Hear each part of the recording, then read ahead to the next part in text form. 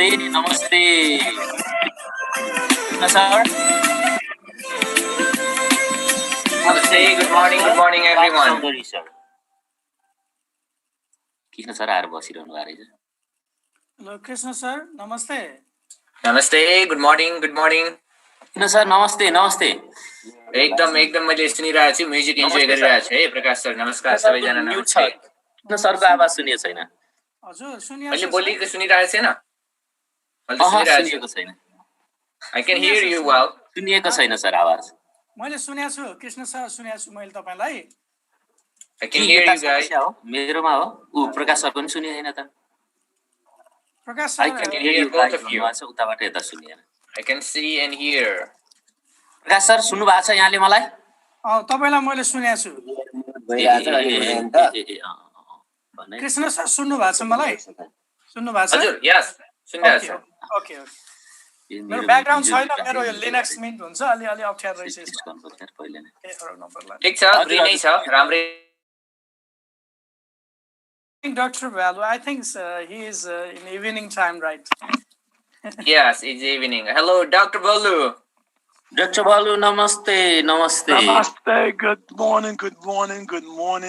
Congratulations to everyone from yesterday. It was a very successful day. Yeah. In fact, it was. One question, Jevan. Yeah. Is it any way that we can stop these people from all that noise that we had yesterday? Who was that? Yeah, because there are the 5 hosts in the 5 rooms. We have allocated each host to each room, and we have yesterday we have instructed them, please mute all the peoples when somebody is presenting there, somebody is in discussion there. So I think today it won't be. Yeah, that's good. Technical officers should be aware about it, because we focus in another that theme, so we could not recognize that times. Yeah. And that's right. I jumped in just to make a comment about it, to let people know that if they were there, but please turn that thing off, because it was really interfering with the conference. आज चाहिँ advance college host भनिरहेछ, उहाँ चाहिँ microphone पनि of छ, त्यसैले जो host हो उसले चाहिँ एकै क्लिकमा सबलाई म्युट गर्न मिल्छ, हिजोको जस्तो नहोस् भनेर त्यहाँ म्युट अल भन्ने हुन्छ, त्यो एक क्लिक गर्नु भएर जो चाहिँ स्पिकर हो उसलाई मात्र अनम्युट गर्नु भयो भने सायद बेस्ट होला. हिजो अलिकति ब्याकग्राउन्ड भयो, बच्चाबच्चीहरुको क्लास पनि भयो, ठिकै छ, यो हाम्रो लर्निङ एक्सपिरियन्स हो, यसरी नै हामी जान्दछौँ. यो हाम्रो मेरो त फर्स्ट एक्सपिरियन्स हो, त्यो भएर यसले धेरै नै लर्निङ भएको छ. त्यही त एकदमै राम्रो भइरहेछ, एकदम राम्रो छ, पर्फेक्ट भइरहेछ. तर जो होस्ट आज प्रोग्रामको बेला बेलामा रिमाइन्डर दिइराख्नु होला. हजुर हुन्छ. त्यो छ. ल अब म्युजिक सुन्दै जाउँ होला. Namaste, sir. How are you? Good, sir. Nice to meet you. It's good to meet you. Everyone, all smiles. Congratulations, guys, on yesterday's performance. I got a lot of feedback from some of the American presenters, and they said that the moderators did an outstanding job. So the training that we had with the moderators was very good. So everyone was very pleased, at least the people I talked to were very pleased with the work of the moderators. So, that reminds me, are we going to do a wrap-up, Dr. Kanal? Are we going to have a day where we could bring back, no, not today, but are we going to schedule another time when the conference planners can get together, just so we can talk about what happened, how we felt, what we liked, what we didn't like, and possibly the next steps? Okay. So should we do that next week, Thursday? I will have that as our Thursday meeting. What do you think? Yes, we can do it. Yeah. Of course. Why not? Okay. Yeah. Dr. Balu? Call it a Why not? You work so hard for this. Oh no, we all work hard. Every one of us work extremely hard. So When all no, of us, no, all of you guys work extremely hard. I was just fortunate to have such a great group of people to work with. So that was not a one man show. That was all of us because all of us worked very hard on this piece, that piece, that piece. So as a team, we were quite successful. yeah, actually, the wrap up. So perhaps we could do next Thursday. We could do send out an email to all of the Hi, conference Dinjo. Namaste. planners so we can work that out. साथीहरू Hi. ब्याकग्राउन्डमा चाचा चुचु धेरै आइरहेको छ है Hi, अलिकति Dinjo. माइक्रोफोनलाई off गरौँ room number 5 हुन्छ सर हामी room number doctor Balu Yes. we are going to the room number 5 Oh, we're going to to room number welcome the 5. guest. Yeah, to welcome the guest. So you want me to go to room 5? Yeah. So Hi, how do we go to room 5, Jivan? Namaste. Everyone's going to room 5? No, we only because that is the lobby room. Hi, Dinjo. You're mute. Can you unmute, please?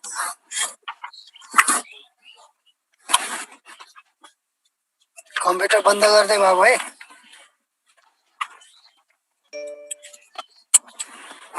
Excuse me, sir, Krishna sir. Yes, sir.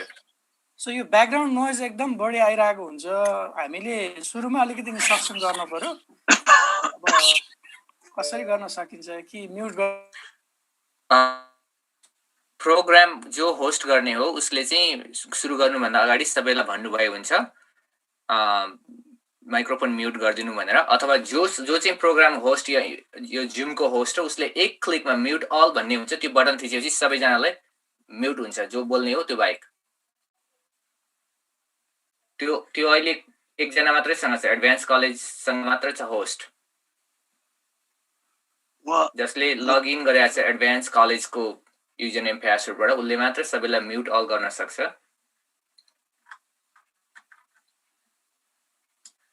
Good अहिले सबैजना mute अल भयो अब जो बोल्ने हो उहाँले unmute गर्ने अनि बोल्ने म फेरि जाँदैछु किन सर म टेक्निसियनलाई अहिले फेरि त्यो इन्स्ट्रक्सन दिएर छोड्छु ओके द्याट्स फाइन अनि हामी यही बस्ने हो कि जीवनजी अर्कोमा जाने हो हामी त यसैमा हो सर रुम नम्बर 1 हो यो हामी 1 मा छौं हैन ठीक छ ल 5 बाट आउँदै हुनुहुन्छ बोल्नेहरु 5 बाट 5 लबी रुम भएको हुनाले कर्ण सरले हेरिरहनु भएको छ ओके आइसक्नु भएछ यहाँ हेता खोलेको ठीक छ स्वागत गरौँ अनि यहाँ फेरि जानुभयो सायद उहाँले लिंक टेस्ट गर्नुभएको रहेछ कि त्यहाँ जस्तो लाग्यो तर हिजो कृष्ण सर हिजो हाम्रो उसको पनि मलाई साह्रै इम्प्रेसिभ लाग्यो हैन हाम्रो डाक्टर ह्यामरबाट हाम्रो डिन सर असाध्यै इम्प्रेसिभ हुनुभयो हैन एकदमै एक्साइटेड हुनुभएको थियो राम्रो थियो भन्नुभएको थियो अनि यता अर्मोन सिम्पसनकोबाट चाहिँ एकदमै क्या सिम्पल कुराहरू राम्रो प्रेजेन्ट थियो उहाँको हिजो त्यसैले मिट लगाइदिउँ हजुर मिट लगाइदिउँ कुराको कामको भविष्यको युनिभर्सिटी बीचको हजुर तर मान्छे चाहिँ रिसर्च पर्सन हुनुहुँदो रहेछ अनलाइन एजुकेसनको उहाँ चाहिँ हजुर सबैजना हजुर सर म एकपल्ट हाम्रो 16 जना मात्रै छौं त यहाँको हामी कहाँ गयौं कि धेरै बिहानै हो नेपालमा होइन आउँदै हुनुहुन्छ होला सर म यसो हाम्रो टेक्निसियनलाई म्युटको लागि इन्स्ट्रक्सन दिएर आउँछु है सर यसो एकपल्ट भनेर हजुर हल्ला आयो कि म्युट अल थिच्नु होला भन्नु ओके हस्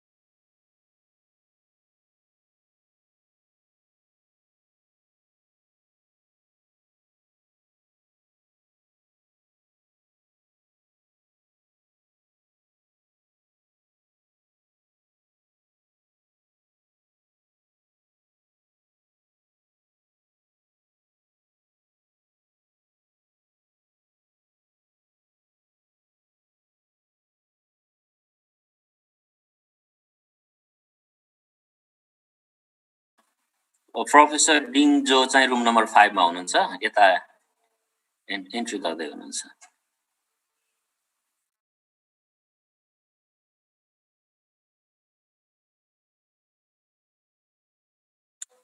Perfect.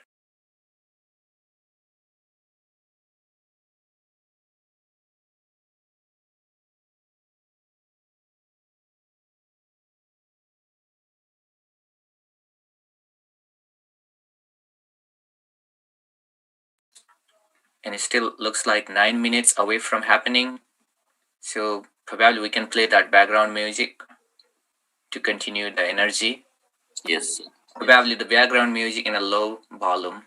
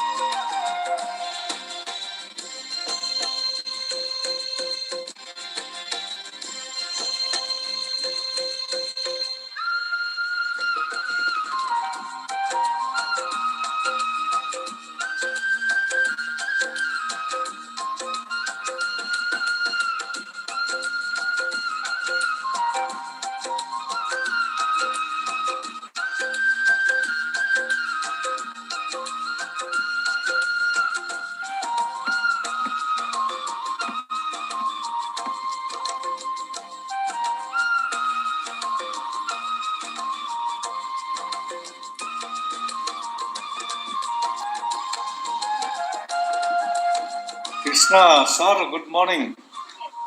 Good morning, sir. Namaskar, namaskar. Good evening, dear. ठिकै छ मर्निङ भनेकै राम्रो नयाँ दिन भन्ने यता हुन्छ आश हुन्छ नि साँझ ढल्नु भन्दा दिन उदाउनु राम्रो हो हजुर हजुर हजुर म्युजिक नबजेको बेलामा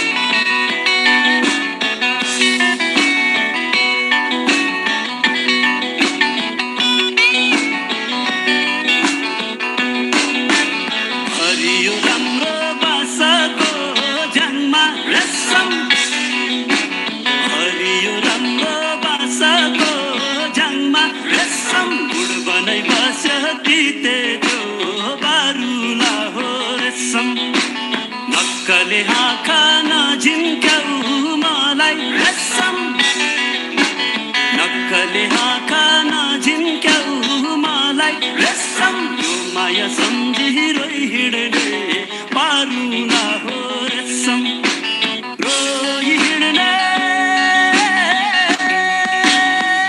पारुला हो रेशम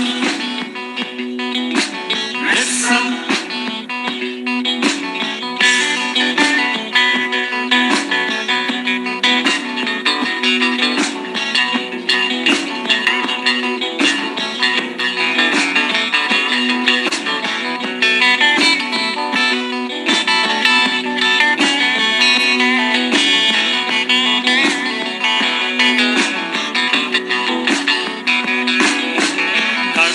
खिप्दै बिडायो बाजा रेशम काट्दै र खिप्दै बिडायो बाजा रेशम मुखको तालमा बज्दछ गम्केर हो रेशम हल्ला रे टिटी जिस्काउँछे मलाई रेशम हल्ला रे टिटी जिस्काउँछे मलाई रेशम पिरती छाडी काजाली उम्केर हो रेशम कहाँ जाली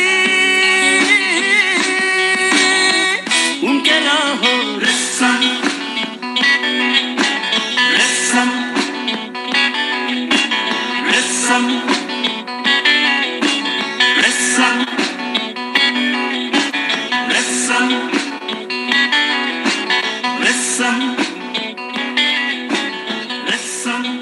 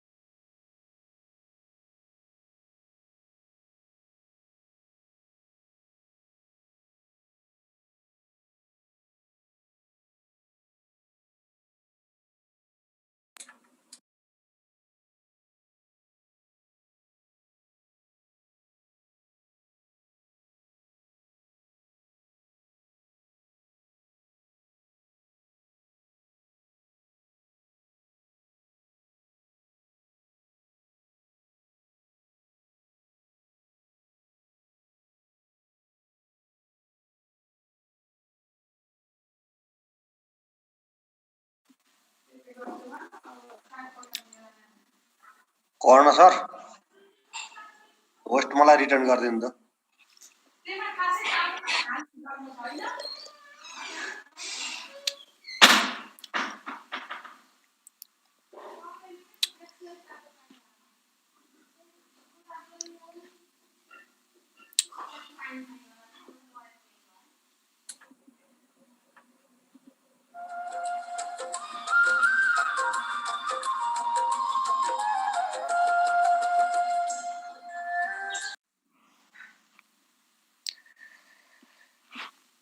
Prakash Giri, Prakash Chandra Giri, हजुर सर हजुर you are moderating this session, right? Yes sir Yes, congratulations. Yeah. Thank you sir Some another female partner is there? Yeah, says Josna Raj Bhandari. I think she's here now. Josna ma'am? Not seen here. Yeah. You are from Pokhara, no? Yes, sir, yes. You called me last time. Yeah. Yeah. Okay. Welcome. Welcome. Josna is also here. I can see her. Josna ma'am? Hello. Namaskar. Namaskar, namaskar. You are welcome, sir. Thank you, thank you.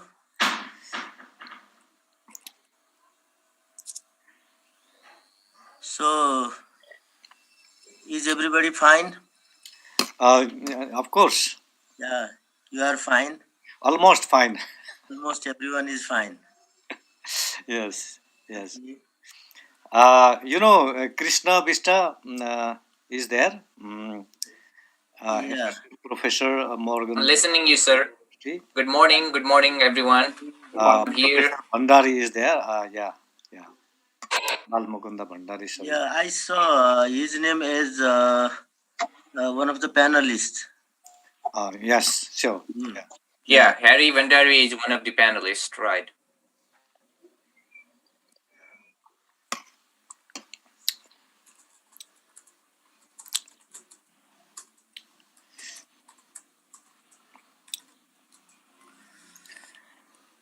Krishna sir, I had a wonderful talk with Dr.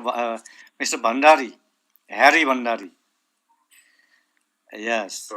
That's so good to know. Thank you. It's wonderful to hear that. Yes, he's one of the key individuals in politics and education in US.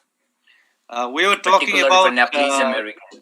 in PhD session. We are talking about this diaspora literature, and the reference was Harry Bhandari. Yeah. Anirudra Thapa and these people are talking about this gentleman. Wonderful person. Yeah. Yes, I agree. Yes, we have been working with him on several projects. Yes. Yeah. One of the promising young scholar and a politician in the country.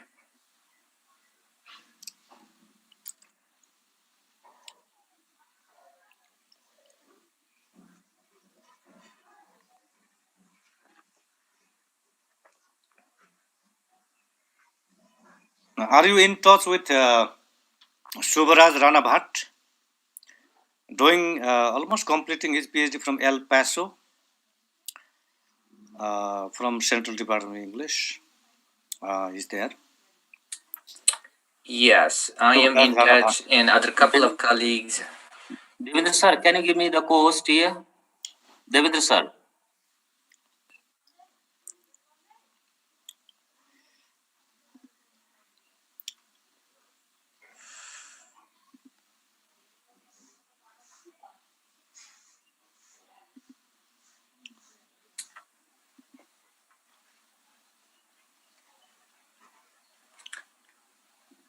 Dr. Balu, I think you are saying something. Your microphone is mute. Yeah, who are we waiting on? We have participants in the room ready to go. Where are the other participants and the moderator? Good morning. Excuse me, Josna ma'am. I think we have a moderator here. I think they are waiting for a speaker. No, so we have speakers, 3 speakers are already. All right, then let's go ahead and start. Josna ma'am is also here, I think. I'm looking for her. I'm here. Okay, good.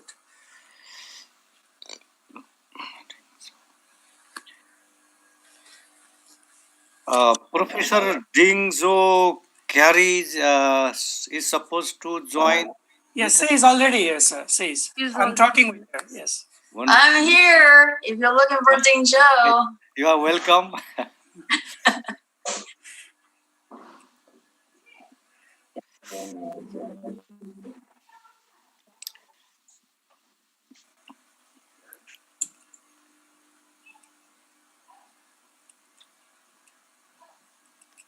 Namaste. Welcome to 22 organized host by Nepal Open University. This is our second day of the conference, international conference. I would like to begin this second day with this program brief. This will just a short brief. Our conference theme: Shaping a Human World: Global Perspectives on Higher Education. I would like to welcome all the delegates, scholars, researchers, dignitaries from Nepal and abroad, here of 2020 STAR Conference, Kathmandu.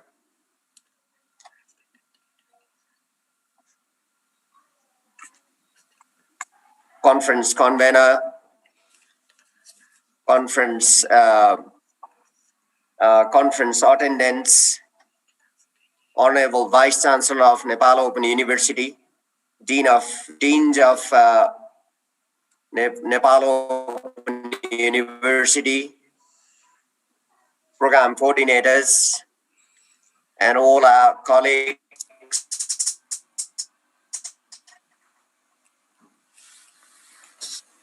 Dear scholars, I would like to thank you all for done and what you have contributed to our conference on the first day, the last day. We had a really successful day, the kickoff day, and we have next 2 days conference. So today, millions of thanks to all the people last day who have come to attend the conference. Many presenters who have contributed their knowledge to the bank of knowledge. I would like to thank all of them. So, dear distinguished panelists, keynote speakers, presenters at this conference, I would like to thank you all for your invaluable contribution to the conference and the world.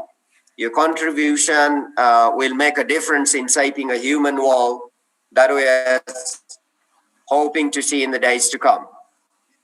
I would like to thank Advanced College of Engineering and Management for their technology support for our conference.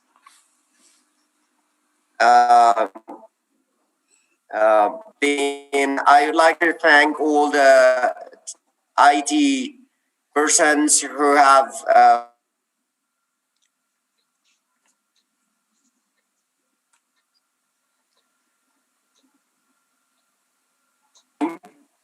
so I believe that we've been trying the best. Of course, there might be some kind of technical issues.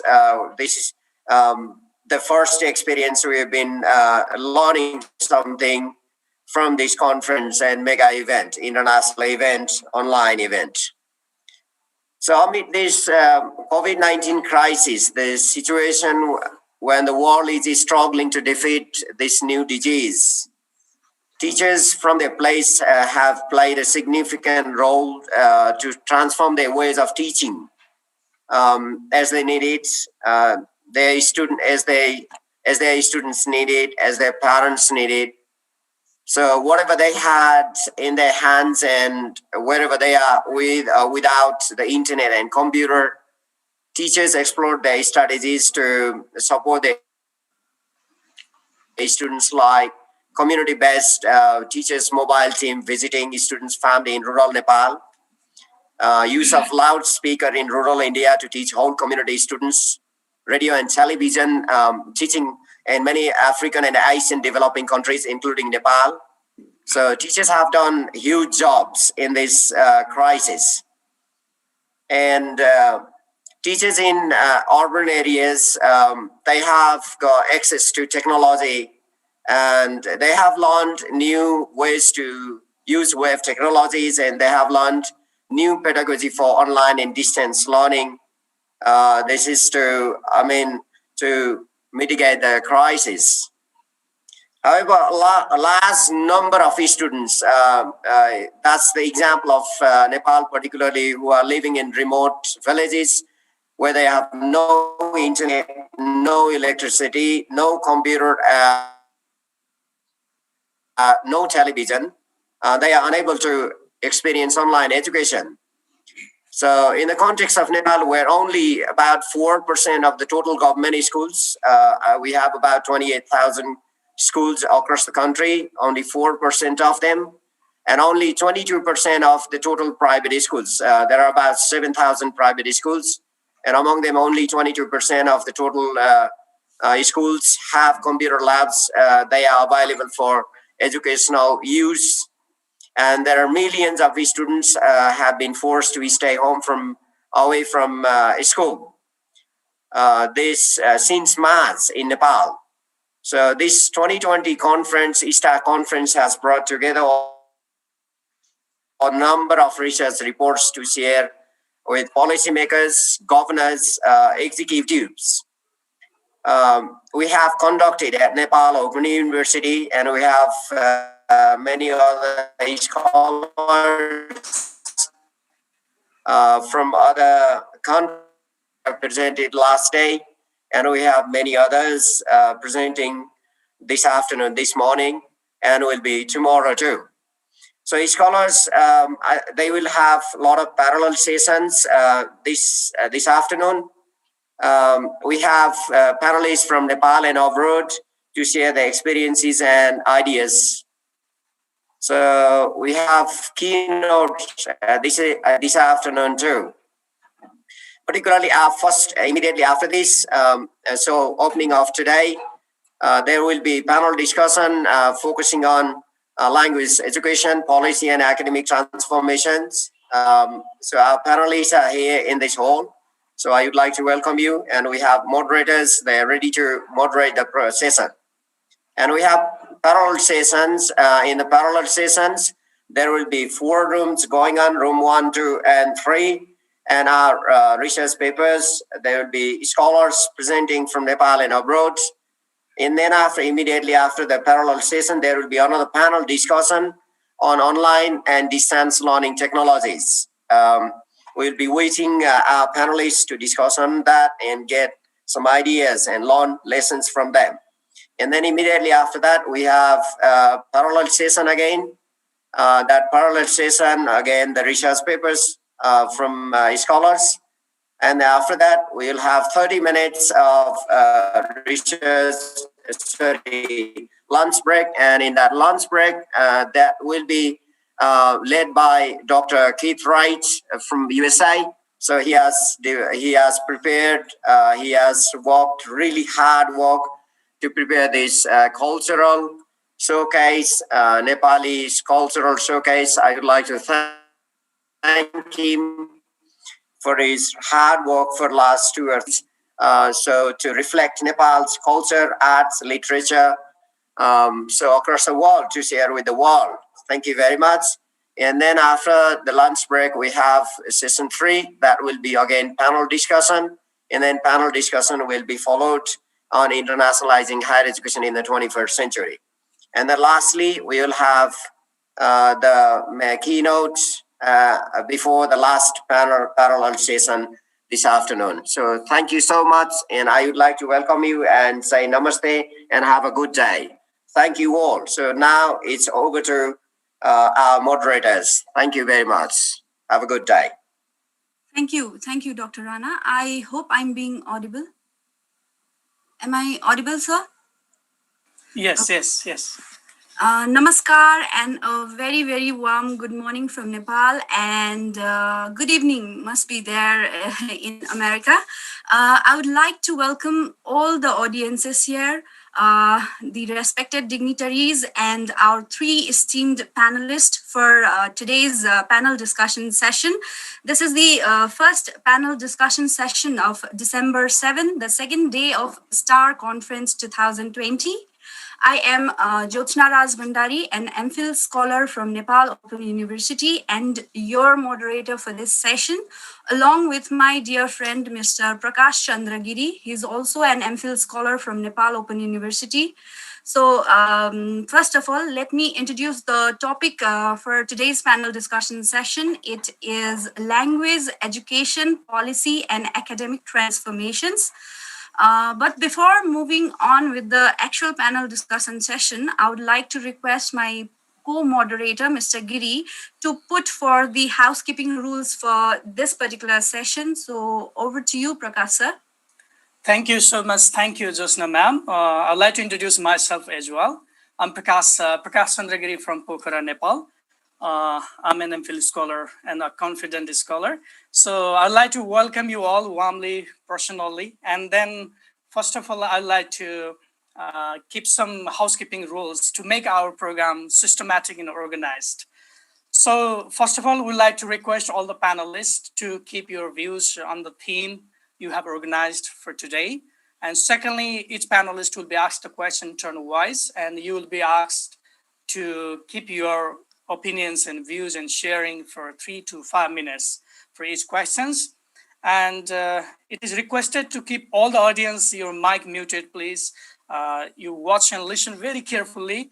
And then finally, we will have the audience interaction session that you can keep your question on chat box and we'll try address all the questions and not all the, I'm sorry for that. Most of the question we try to address. We respect your questions. So if we cannot complete or address most of the questions, we can do from other mediums later. So I request all the participants to watch and listen very carefully in this panel discussion. And I'd like to welcome you all. Thank you very much. And now I'd like to give the time again to Josna ma'am. Thank you, Prakash sir. So now let me have the pleasure to introduce our three esteemed panelists of this session. The first panelist that we have for this session is Professor Dr. Ramchandra Paudel. He's currently the Dean of Faculty of Social Sciences and Education at Nepal Open University.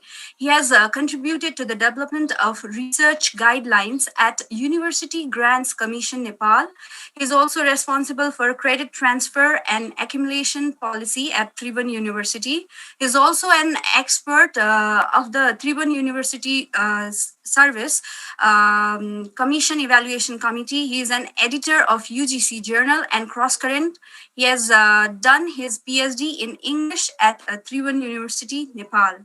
So welcome our respected first panelist, Dr. Ramchandra Paudel. Welcome Thank to you, you. Jyotsna Raj Bhandari. Thank you so much. Thank you. Thank you, sir. Similarly, our second panelist for today is Dr. Ding Jo Kerry. I hope I'm pronouncing the name properly. If not, please pardon me. Dr. Kerry serves as distinguished faculty in the Higher Education Leadership Program at California State University, Fullerton College of Education. She has more than 30 years of experience in higher education under various roles. She had retired as a Chancellor of Coast Colleges with oversight of 3 outstanding colleges in Orange County, California. The colleges are Orange Coast College, Golden West College, and Coastline College. Prior to becoming a Chancellor, Dr. Kerry served as a President of Coastline Community College, a premier leader in technology and distance learning. So very, very warm welcome to you, ma'am, in this panel discussion session. Finally, the third panelist for today's session is Professor Dr. Balmukunda Bhandari. He's a professor of education at Tribhuvan University, Nepal, and he has MA in English education. and PhD in Applied Linguistics. He has served as a chairperson at English and Other Foreign Languages Subject Committee, Tiruvani University, and chairperson of English Subject Committee, Curriculum Development Center, Ministry of Education, Science and Technology. Similarly, chairperson, English Subject Committee, Nepal Open University, and he's a professor has a long experience of designing curricula and writing textbooks from school to university. And he's conducting national and international research and presenting papers at national and international seminars and facilitating, mentoring, and supervising MA, MPhil, and PhD students in their research. He has worked in the capacity of the Executive Director of Center for International Relations and Director of Open and Distance Education Center, Tiruvani University. Welcome you all, sir. Thank you. So once again, a very, very warm welcome to all the three dignitaries in this panel discussion session. Now, without much delay, I would like to begin today's session with our first panelist, Professor Dr. Paudal's insights on the theme of this today's session. So we would like to hear your views briefly on the theme. Can you just elaborate something more about the new policies that are actually shaping the language education policy and academic transformations, particularly here in the context of Nepal? Please. Thank you. Thank you, Jyotsna Rajbhandari. I am a little bit nervous today because we have with us Professor Dingzo Curie. Curie or Curie? I don't know.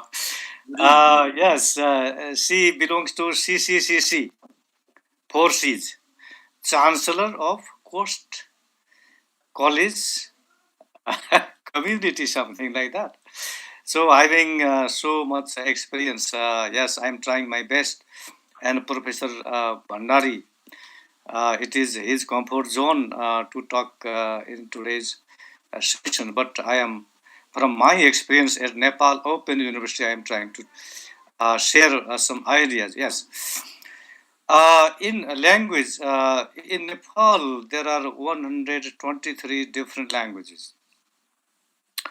In this hierarchy, in a continuum of languages, some languages are most privileged, that national language, Nepali. And some languages, other pole, which there is a verge of extinction. So there are 123 different languages.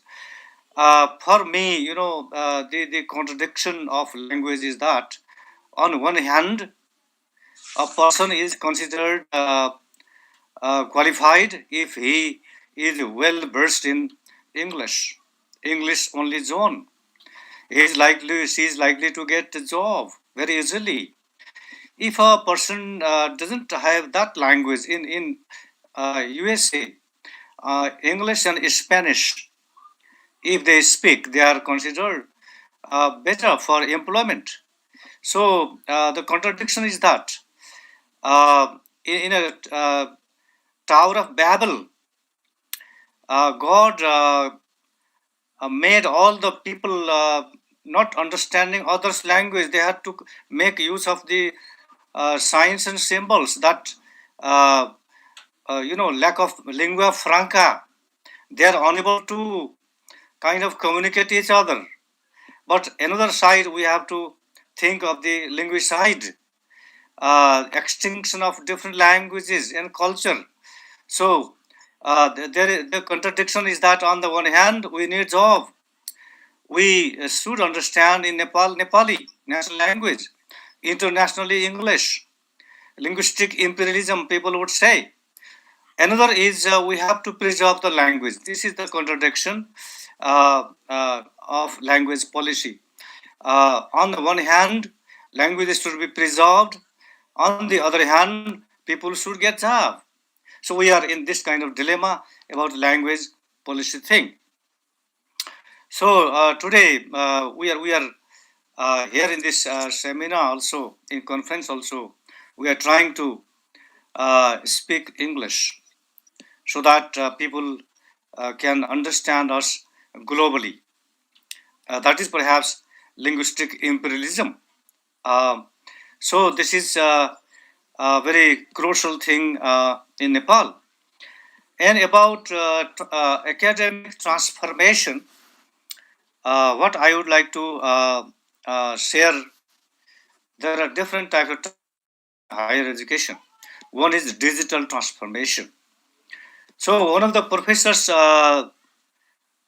our university asked me whether we can maintain the quality. There are 50 students in one class of MPhil.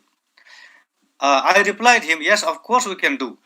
In today's world, in the digitalized world, what is important is learners do not visit classroom to purchase information, which is free of cost in the internet. And students are, in a self-autonomous learning, kind of flipped classroom. Earlier, what is performed in the classroom can be performed at home. Classrooms are just to talk, to discuss, to acquire skills, interaction, discussion.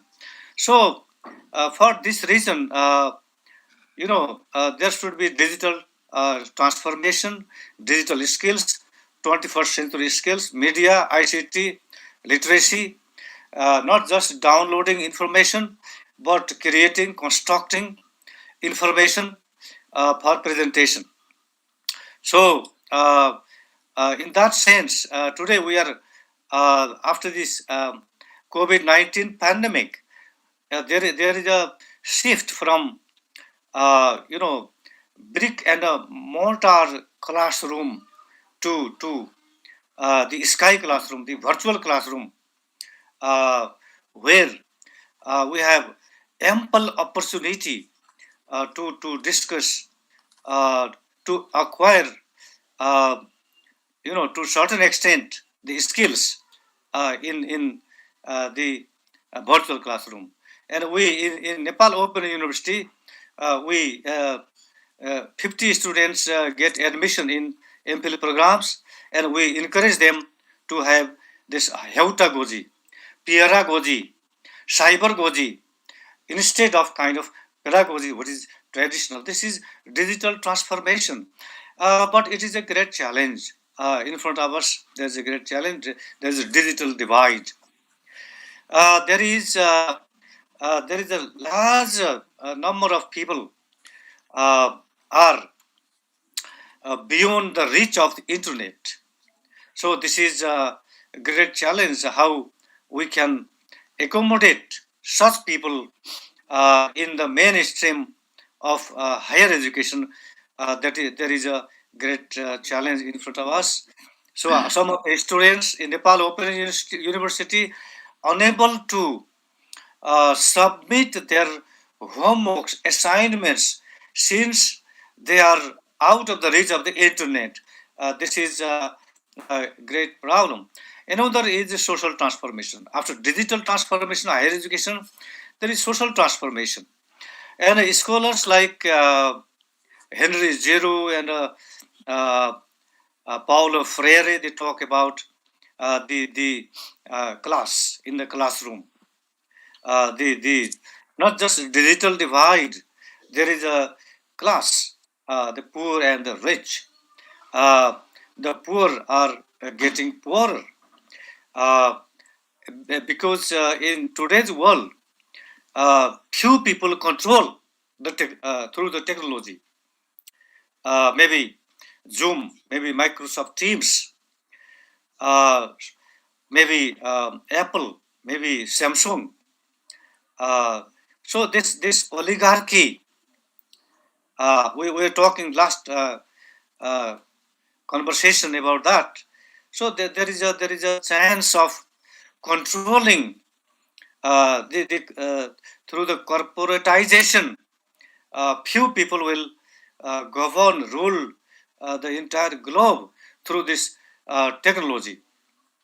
So there's a great challenge in social transformation, how to bring the marginalized people in terms of region, nationality, class into the mainstream, and this is a great challenge in today's world. So, yes, these are the things I would like to share. Thank you so much. Jyotsana, over to you. Thank you, Dr. Paudel, for your wonderful insights on the theme. You have expressed the dilemma that people from countries like our, where English is a foreign language, go through. You have also given emphasis to the shift from physical to virtual classes. Thank you. Thank you for your wonderful insights here. Now, moving on, we would further like to hear more about the theme from our second panelist, Dr. Ding Jo Kerry. So, ma'am, the floor is yours. Hey, good morning, everyone. First of all, let me really express my sincere gratitude to my good brother Ed Lowe to be inviting me for this conference. I'm just honored to be part of it. And I'm titling my short talk about this topic. It's about transformation through, for I would prefer, through a holistic education approach in language and policy. And I would touch on language, education, faculty, and actually educational policy, how they intersect with each other in my view. And my experience with Nepal's higher education only comes from book knowledge. So instead of my experiential learning, my ignorance or incongruencies in which my talk may present. And so let me use the Nepalese greeting of Namaste to sincerely let you know that let this light within me bows to the light within you. I hope to learn from you, which I already did just now from the Dean. So the topic of language today is of critical importance. And I remember when I was at the community college for the chancellor position, there was a big discussion about what is a required literacy courses they should take. And what we added, believe it or not, to the general education package is actually computer literacy as another whole language that I'm not so good at. And also here at Cal State Fullerton, we have been talking cultural literacy. So if we're talking about language, there may be other forms of language in addition to the language that we've been used to. And I would like to think that, to me, language and literacy helps a person's soul to take flight, whatever that might be, the language. So for us to focusing on, taking care of our language from a very basic level, from the elementary school to higher education, where the language itself could use in-depth language to provide the depth of our narrative, the narrative of who we are, our thoughts and feelings, as well as a narrative about our nation's history, perhaps, and glory. So to me, I think about education using language, that it's like miners, trying to find the gems. The educators have much to uncover and polish through education. From the words of a Persian prophet, Baha'u'llah, he said that regard mankind as a mine rich in gems of inestimable value. Education alone can cause it to reveal its treasures and enable mankind to benefit therefrom. So with Nepal's geography, location, and history, I think it's fascinating to see the amalgamation of cultures from the beginning of time and the integration of other languages and culture from your neighboring countries, China, India, and other people who have come to Nepal. But I think what is also unique in Nepal among many other nations, perhaps in Asia and other parts of the world, that Nepal has never been colonized, and Nepal has never been under control of any other country. So you have always had that language independence. But the multicultural, the multi-ethnic, the multilingual phenomenon that Nepal has always enjoyed is an interesting context for a country to consider approaches to the language education. What should it be? This is very similar to America, that I believe the diversity of the cultural ethnic groups of Nepal may present challenges like America, but it also gives you, like America, beautiful opportunities in education. Here at Cal State Fullerton, in my College of Education, we have so many bilingual educational programs. We just received another grant that is nationwide, that's looking at all kinds of different languages to provide bilingual education, because that is the vehicle in which a person, if you will, could really find themselves. And I'll explain that a little bit. I think we now acknowledge absolutely through plenty of studies that diversity is an asset, not a deficit, right?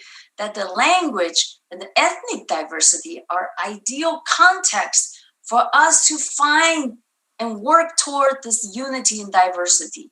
It's a concept and it hasn't achieved, but you have the context and we in America have that same context. We have the opportunity to work toward that. And should we accept that challenge, that is? So as a proponent of holistic education, which is an approach and a philosophy of education that focuses on the whole person instead of compartmentalized knowledge transmission, to me, that is the transformative ingredient and approach. That this is not a new concept, absolutely not. The ancient Greeks, the Chinese, many indigenous culture have always embraced and practiced it.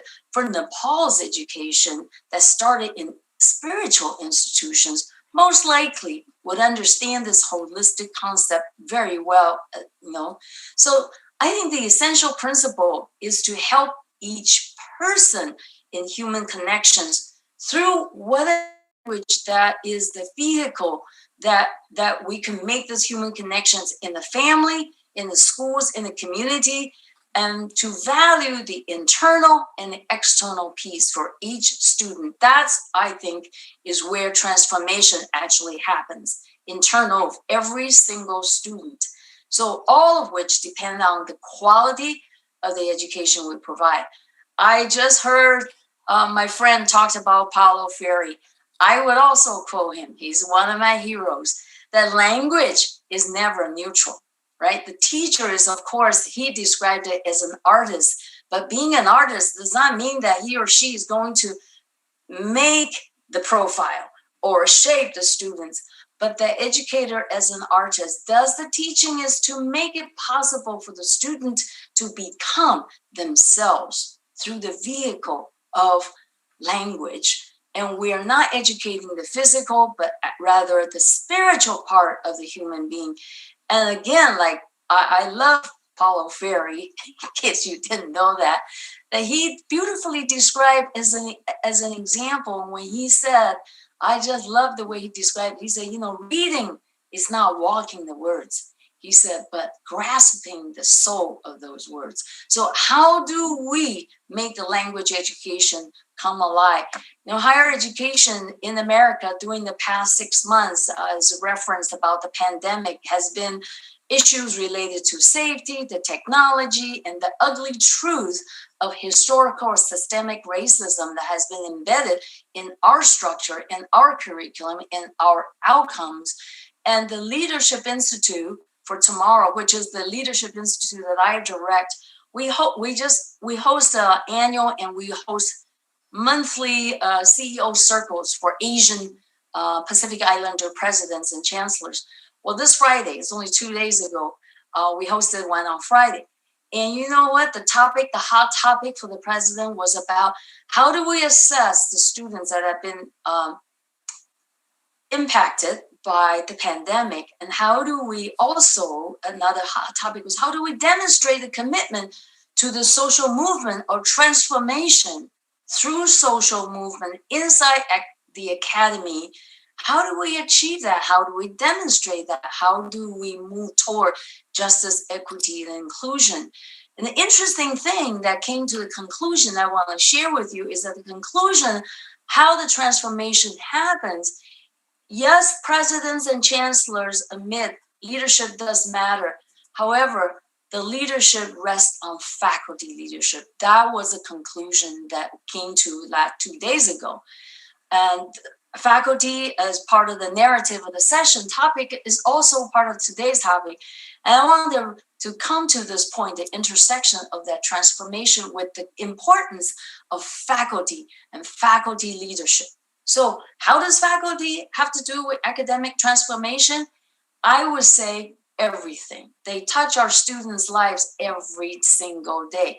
To that end, I would like to leave you on this note regarding the transformation of education that rests on faculty leadership. So to those of you who are presidents, deans, directors, who lead and support your teachers, faculty, as well as those of you who are here with us today, who are faculty leaders, I give you the following, and that is number one, diversify your faculty. And diversity has many meanings, as you know. So diversify your faculty's background, language capabilities, diversify your faculty's perspectives and their openness to embrace and learn new diversities that have not been in their spheres of experiences or background. And we say leadership matters, and it matters a lot. And I would say that the faculty's leadership also matters a lot. And faculty are leaders too. You lead from where you are. So in their faculty's leadership role among students, you know, who they are is going to be what they teach and how they teach it. That's exactly why, to address the needs of our students, that's multi-ethnic, multicultural, we need to diversify. Number two is train your faculty. Train your faculty on how to identify students' strengths rather than deficits, rather than their weaknesses. Train your faculty's critical consciousness and pedagogy to recognize their own implicit biases about different ethnic groups, right? And different classes, different castes, and to recognize students' cultural wealth and strength that comes with their diversity. And I also challenge you to train your faculty to design equity-minded curriculum and equity-minded delivery system. Train your faculty to be the artists that will help your students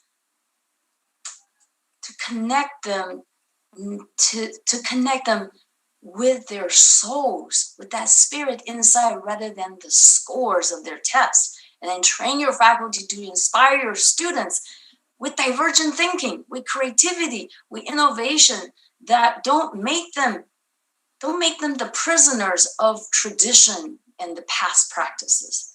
And number three is unify your faculty.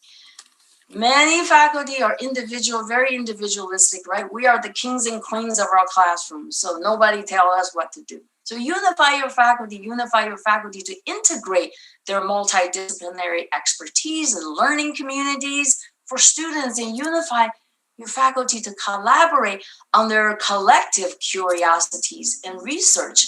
Unify your faculty to diversify their own talents and faculties so that they may be a powerful force in what? In unity because of their diversity.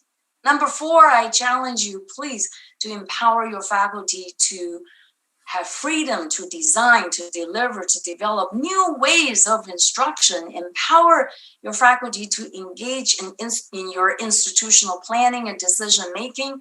We've seen the results of that. And I implore you to empower your faculty to seek, find, and fix institutional, programmatic, or classroom injustices, inequities, and exclusions. And empower your faculty to please. We just start talking about this week among our faculty, that we want our faculty to mentor, to coach each other, and as well as advise the students. Okay, that we don't think about we're coaches for each other. Number 5, this is last note on the faculty, and that is celebrate your faculty. Celebrate your faculty's strength, celebrate your faculty's successes, celebrate your faculty's commitment to their students, and celebrate your faculty as change agents.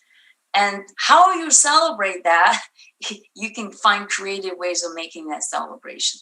So you might ask, what all this have to do with educational policy? Well, the intersection of all of that I just said depends on how policy development structure and system is set up at your institution.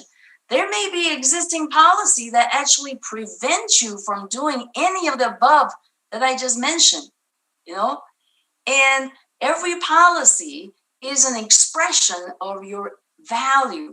So for every innovation, every new design you want to come up with, creative solutions, actually, there may be a policy that actually stand in the way. That's true for us. I don't know about Nepal. We have many things that is policy is extremely rigid. So many of our current educational practices and policy actually derive from very outdated eras. It came from the agricultural era, the pre-technology era, the industrial revolution era, and not the internet era, not the connective era that we are in today, not the global era that we are part of now, and certainly in the future, not in the post-COVID-19 era. So when it comes to sound educational policy, I make the following recommendations. One is JEIE check on your policy. And you say, what is JEIE? JEIE stands for Justice, Equity, Inclusion Education. It means that I want you to check your current policies under the lens of justice, under the lens of equity, under the lens of inclusion, to see if educational practices against those rubric. Number 2, regular check on your policies. With change, constantly at warp speed today, establish regular cycles to review our current policies to ensure that they are still relevant, they're still implementable, they're even enforceable or not, or lastly, if they're actually aligned with your institutional and values. Number 3 I give you is on educational policies, impact check your policy. What does that mean? I say develop those impact evaluation measures and apply scientific methods to assess the positive, the negative, the disproportionate impact, or maybe the unintended consequential impact of your policy on diverse constituencies and our very diverse students population that we serve. And align check your policy. What does that mean? That means examine institutional mission, value, solutions. Yours may be very different from my institution. What those are, how are they aligned with the current policies?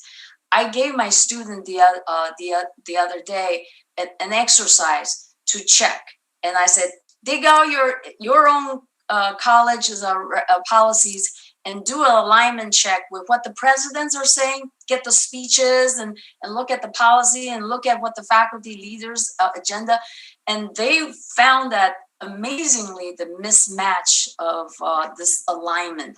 And the last one on educational policy is proactive check your policy. That's, most policies are a response to something happened. Okay, we better have a policy for that. I don't know about Nepal, but in the US, we make this kind of mistakes all day long. Policy is reactive rather than proactive. So proactive check is assess your needs, problems, solutions, and proactively develop new policies that can have universal design to address the needs, problems, and solutions. So my final comment is, policy and language both shape behaviors and cultures. And so if we are desirous of positive changes to Nepal's education system, or to any education system for that fact. Outcomes, we want a different kind of outcome, then we must examine our language and policy that we are using to brand, to examine, and to narrate our own institutional educational narratives. What is that? So what is Nepal's narrative? What is America's narrative? What's NOU's narrative? So I'll close here with a declaration that this is the year of most unusual 2020. That's not the way I have looked forward to 2020, because I looked forward to 2020. I thought it was so symbolic that 2020 represents this crystal clear vision, right? The 2020 vision. So as we look to the remaining time of this century, with the hindsight, this is December, with the hindsight soon of 2020, I hope that we shall live the rest of 21st century with a new sense of purpose and mission on higher education toward a more soulful and a more unified purpose. I'm going to borrow a Nepalese leader, BP Kerala. He said, I really like what he said, life itself is an explicit risk.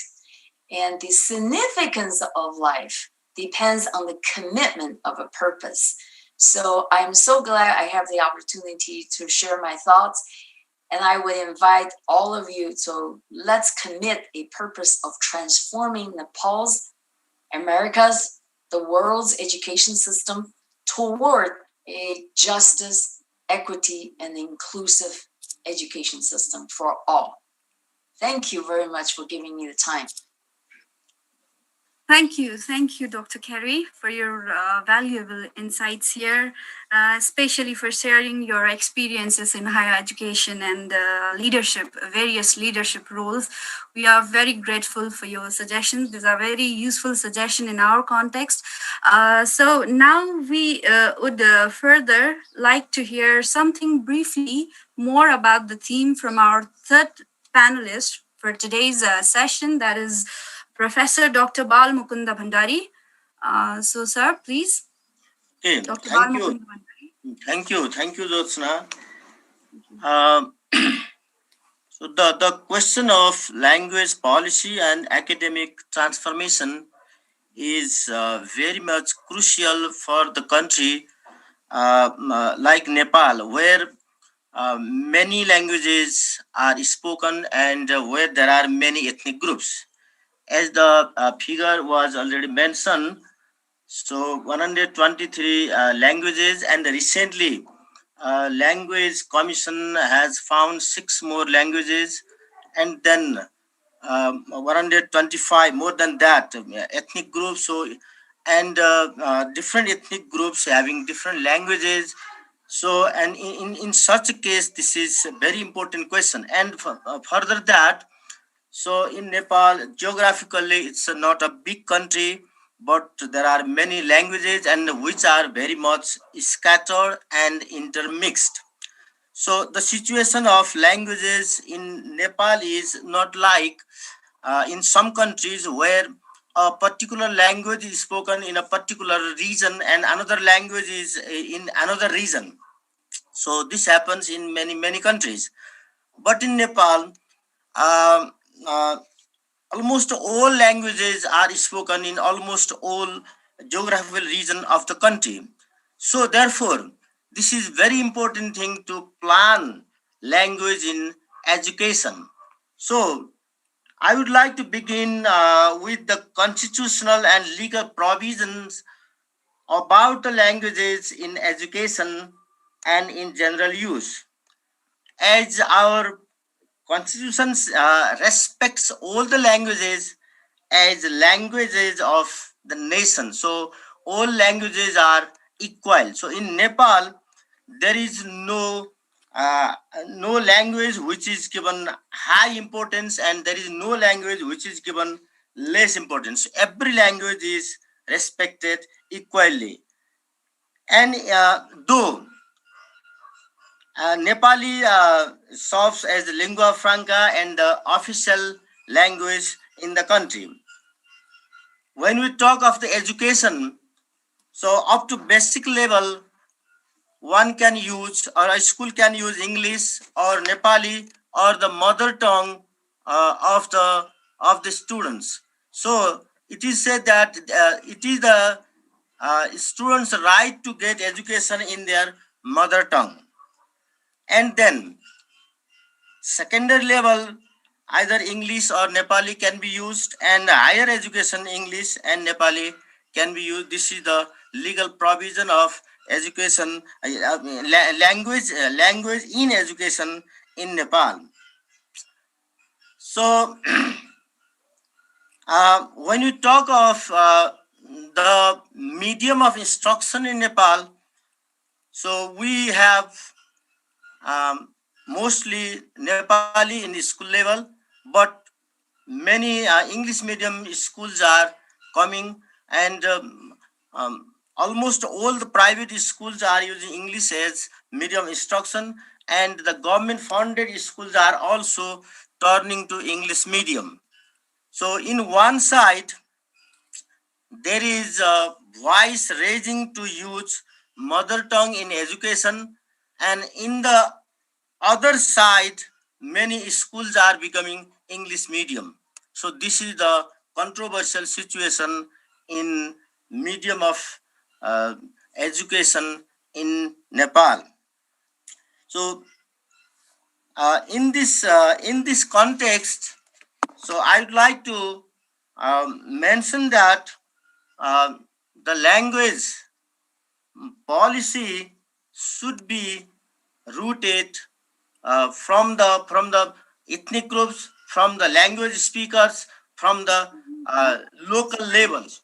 And another thing also I would like to mention here, we have three levels of government, and the federal government is responsible for developing rules or policies related to language, and state governments can apply those policies and can also develop their own policies, and then the local governments are responsible to implement the language policies, and they are also responsible to create and to implement. So Excuse me, sir. Can you turn your video on? Our yeah. participants are requesting for your video. Okay, thank you for reminding me. Thank you. Can you see me now? Yes, sir. Yeah. So so I was talking of the linguistic situation in Nepal, and then the legal provision in Nepal, and then the provision of the languages in education in Nepal. And another thing regarding the languages in education, as I mentioned, so uh, the children have right to get basic education in their mother tongue. So this is the most crucial issue in Nepal, because so it's very easy to make the rule and to raise the voice and to make the slogan. But as I already mentioned, the languages, let me say, one language is not limited to a particular area. So the languages are spoken in different areas. So it was very difficult. And uh, many schools were established, and they started giving mother tongue education in mother tongue, and they were piloted. They started giving their education, but uh, you know um, they stopped. Mostly they stopped. So this is the crucial point to start for academic transformation. This is the main point. So in one side, there is no doubt that certainly it's a good to give education in their mother tongue, and it's their right also, and they understand, and they know what is said and what is learned in their mother tongue. This is very important thing. But the question is how to implement, how to prepare the policy. Nowadays, very crucial thing, our language commission. Okay, there is language commission Nepal, and then language commission is unable to formulate the policies regarding education, and even our state governments and even local bodies, they are unable to develop their language policies because of this situation. So because if we think of the theory, it's very good to give education in students mother tongue, but if you see the practical aspect, it is almost if I not use the word impossible, it's very difficult. So this is the situation, and this is the point that we need to discuss. And it's a language that brings people from outer world, and that connects people of one region to the people of other region. So this is true. Therefore, language should be given importance to education. And talking of our education system, we are not able to give due focus to language policy, language use, and language education.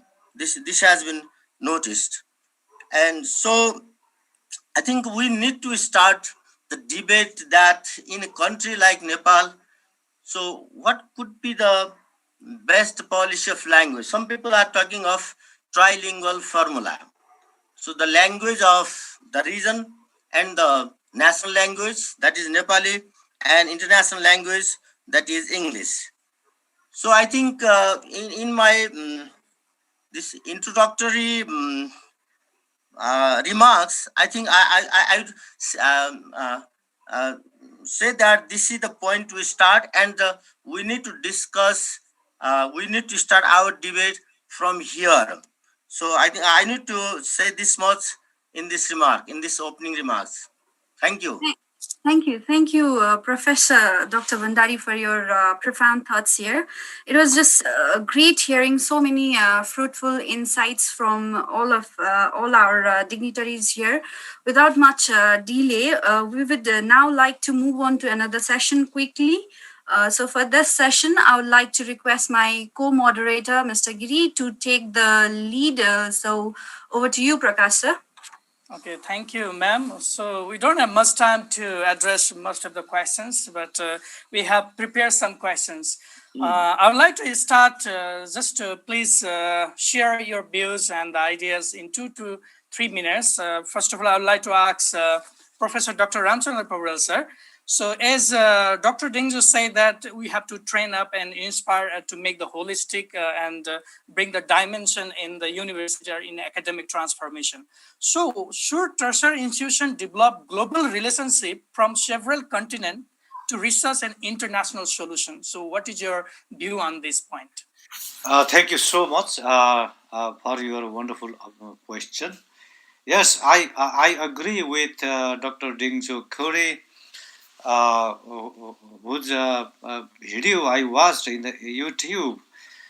She's embodiment of bridging, working holistically, considering so many factors there.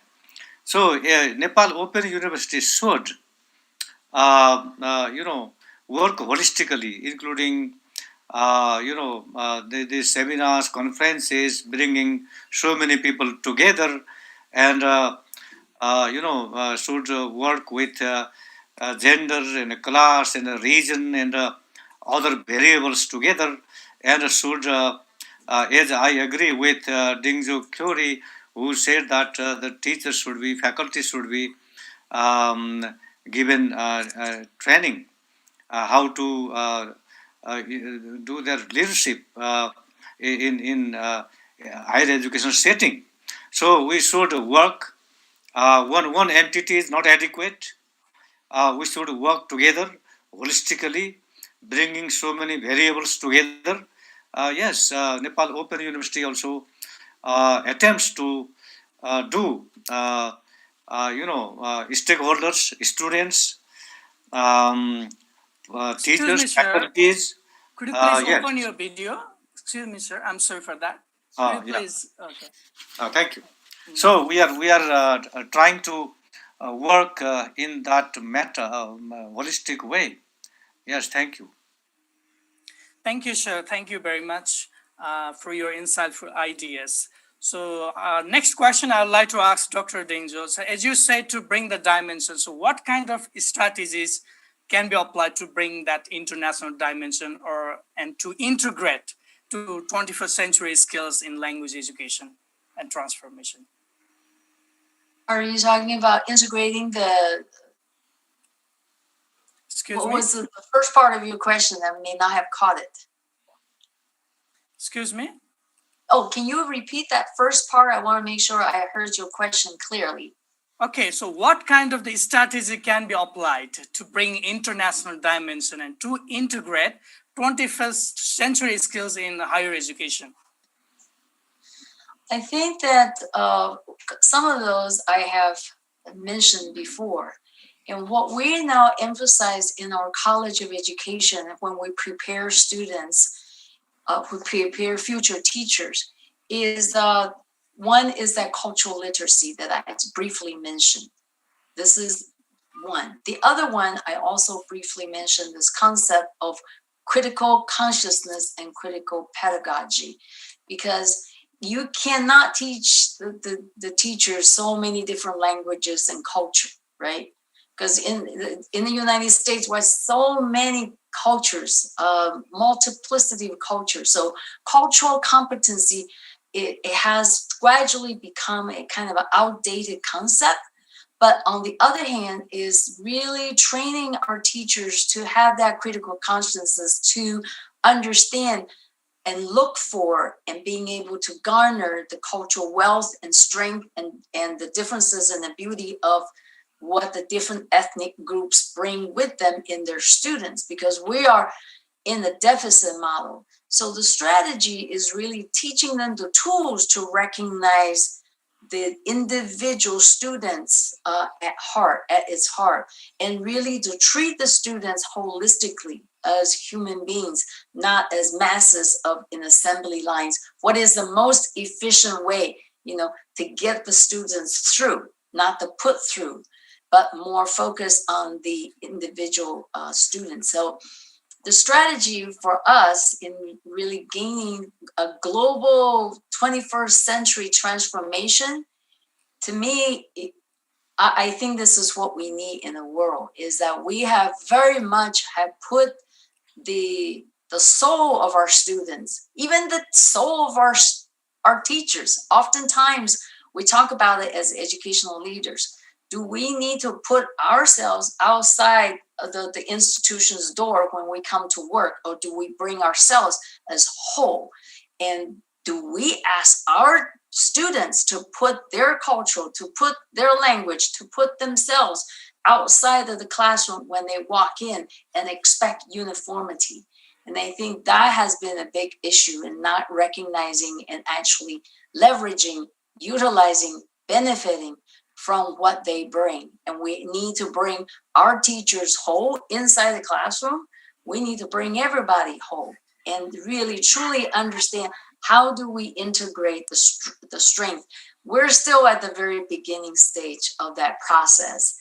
And that's what we've seen, the beauty of it, of when we actually integrate. This is one example I said about multilingual immersion, where students come in and they learn in the school all of the curriculum in 3 different languages, and teaching them that all 3 are important, not one more than the other, but at the same time, recognizing, I'll go back to Paulo Freire again, that he said that if there is a dominant culture, if there's a dominant language, then we owe it to the students to teach them that dominant language so that they can become, right, in the position that that they can fight and voice for their own justice with the dominant language, and that they are able to change the system from within. If they don't have that dominant language, then they are shortchanged in having that real opportunity.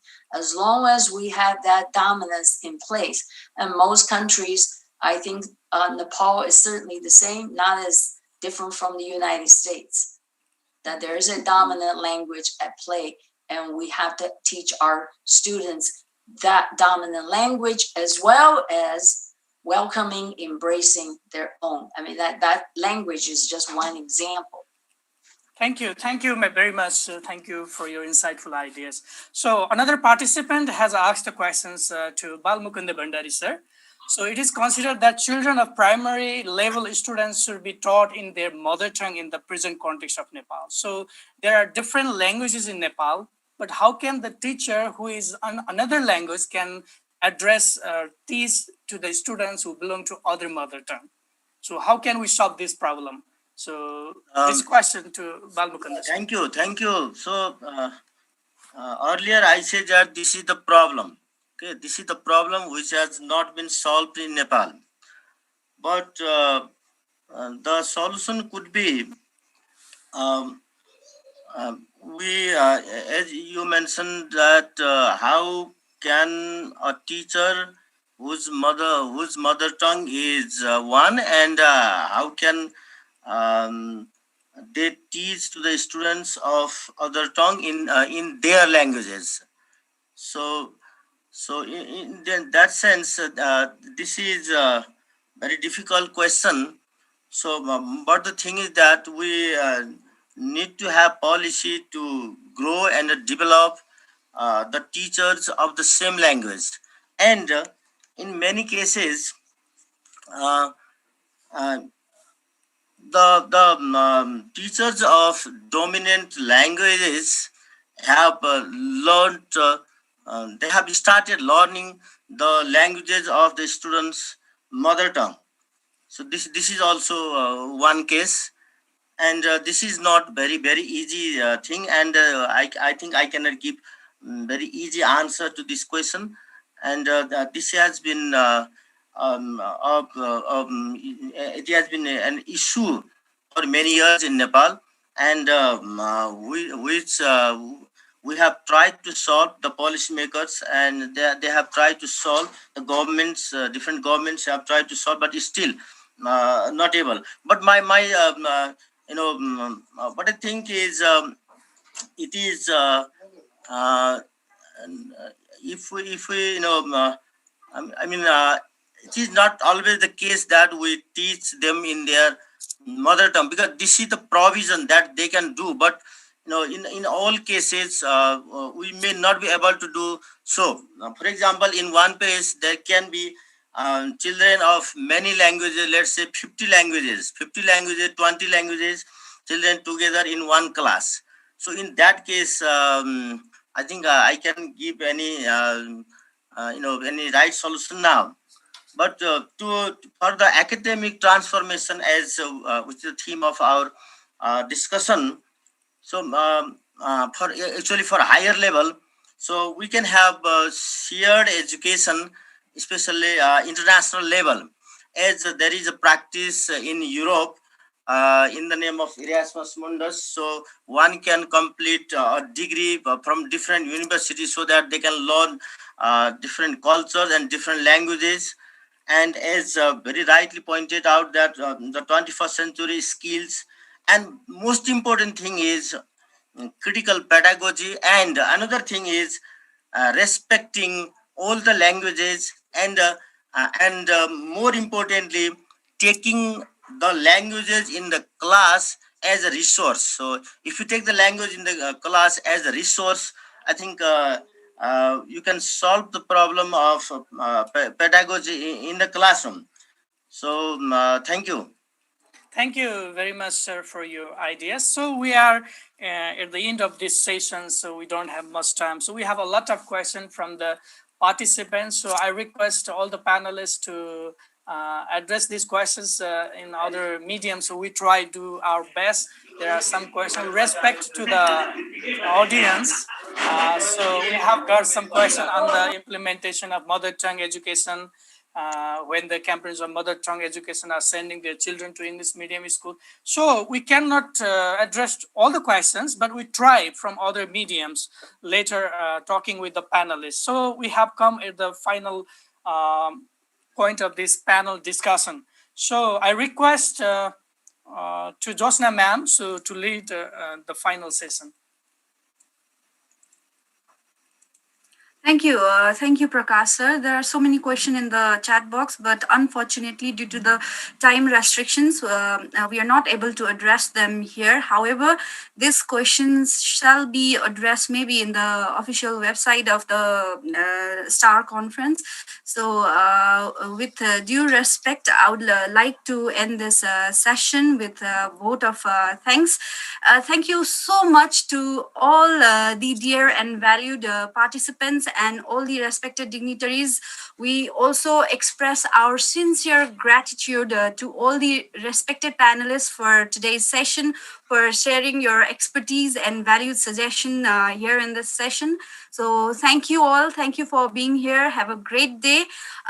Before leaving the floor, I would also like to inform all of you that there shall be a parallel session in the 4 respective rooms after this session. So I would like all the presenters and moderators to move to their respective rooms, and it is free for the audiences to move to any room as per their interest.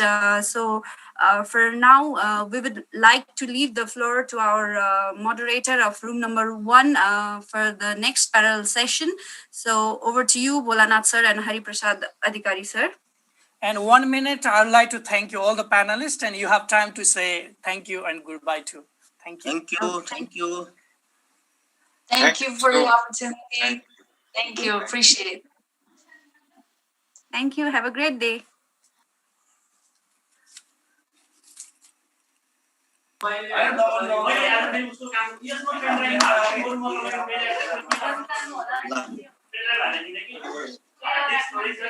Yes, the moderators, please. I hope they are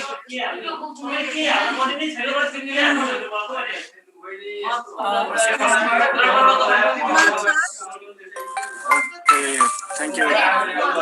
Thank you very much and namaste online. Am I audible now? Am I audible now? Or? Yes, yes, yes. Well, sir. Yeah, because of network problem. Yeah. Am I audible? Yes, sir. Clearly audible, sir. Audible and visible, sir. Yeah. Yeah. In this auspicious occasion, I want to welcome to all scholars, dear gurus, and the dear presenter. In this situation, the presentation is going on. Now, I would like to request Mr. Hari Adhikari, sir. Are you here? Hari Adhikari. Hari, sir, are you here or?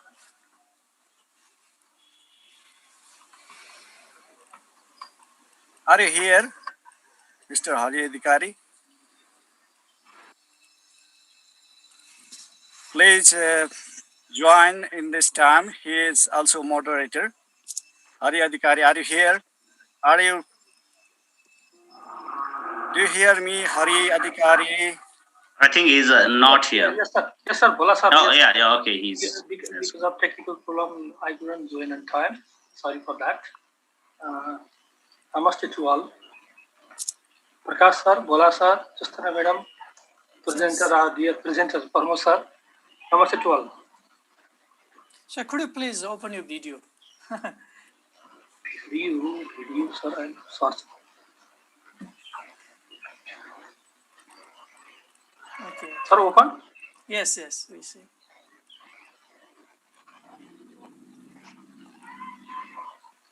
I think our session, parallel session starts. Yeah, today, Hello, Hari sir, yeah, today we have three presenters and we are moderator here. Me, Bolanath Acharya and Hariprasad Adhikari. Pramod Subedi, are you here for your presentation? Namaste. And I would like to request to make me co-host Yeah, now who is the host now? Here is, so that I can share my screen. yeah, who is the technical supporter here? Devendra Katwal. Who needs co-host, please say. Pramod Subedi wants to share his presentation here. Dear sir, please provide him as co-host for his presentation. Pramod Subedi is highly interested in professional development activities. He is a faculty member of English education at Bageshwari Multiple Campus, Kohalpur of Midwestern University. He has 14 years of teaching experience. He is also an MPhil scholar at Nepal Open University. He has presented papers in several national and international conferences. Today, he has his turn to present here. Please have your time here. Thank you so much, Bola sir, and all the respected professionals, educationists, scholars over here. Today, first of all, namaste and good morning. Today, I'm going to present on making online English teaching interactive in EFL context. So this is the outline of my presentation. Actually, I will discuss on some ways of making online English language teaching interactive, and then I'll discuss on some web tools and techniques. Then, if time allows, we will be engaged in some interactive activities. Then we will have a discussion and conclusion. So, actually, when I observed some of the presentations, keynote speeches, there was always a discussion on the challenges of online language teaching or online teaching. So what I want to focus is that this is not this does not have only challenges. It has much more opportunities that we do not have in physical or in-person classes. So there are some ways that we can make our online English teaching or online teaching interactive. So one thing is that we need to use gestures, keeping our video on. Especially in most cases, I have found that teachers teach online classes keeping their video off. Yes. So it doesn't make the class interactive. It becomes monotonous. Another thing is that we need to build rapport with students through different ways, through personalized activities. Another thing is that we need to keep smiling during class, even it is online class, it is distance class. And we can use emojis to encourage them. There are so many features in the synchronous online learning platforms. Clapping or reactions, different kinds of reactions can be passed to them to encourage the learners. Similarly, we have to listen to students' interest and voice. We can provide feedback to the students' activities. The most important thing that we can do in online language teaching is teach, assess, and interact differently. Teach differently. Don't teach in the same way all the time. Don't assess the learning achievement in the same way. You have to use various ways and interact differently. So this is the crux of this is the main topic of my presentation too, and involve students in interactive and fun activities. Yes, we should not make online teaching monotonous. So there are some web tools or techniques that we can use. Google Docs. You can use Google Docs for online interactive writing activity, collaborative writing activity. Breakout rooms also can be used. Similarly, Google Jamboard, Play Pause It, Edmodo, Padlet, Socratic, Mentimeter, Chatterpix. There are so many. and I will share you the link at the end of my session too. So these are some of the interesting and effective web tools and techniques that can be used to make our language teaching, English language teaching, interactive. So today I'm going to engage the participants in an activity. First, I would like to demonstrate just two tools, how they can be used to engage our learners in collaborative learning or interactive learning. I would like to share one link in the chat box. Please go. Is chat okay? I'm going to share it to everyone, and please go to the link and engage in one collaborative or interactive writing activity. You can, if you get the link, please write down some advantages of online teaching or weaknesses of online teaching, whatever you want to write. Yes? Did you get the link? Did you get the link? Yeah. And is my screen shared? Yeah, it is shared. Okay. Please volunteer yourself and write something on advantages of online teaching and weaknesses of online teaching. I can see whether you are writing or not. No one has started writing till now. Yeah. The students can write at the same time. The teacher provides a link of the Google Docs. Yes, and the students can write at the same time. It can be synchronous, interactive online writing activity. Yes, it is very helpful in teaching English writing. Okay, I can't see anyone else writing. Please.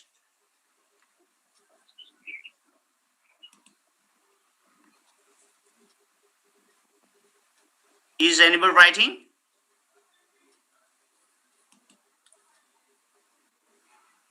I would like to request you to volunteer yourself. Hello?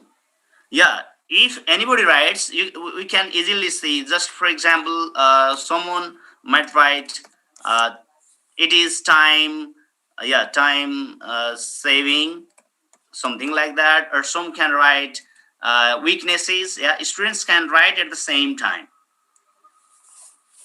I wish the participants write over here. Did you get the link? Yeah, good. Yeah, you can write in any box. Yeah. Great. Yeah. Interactive. Very good.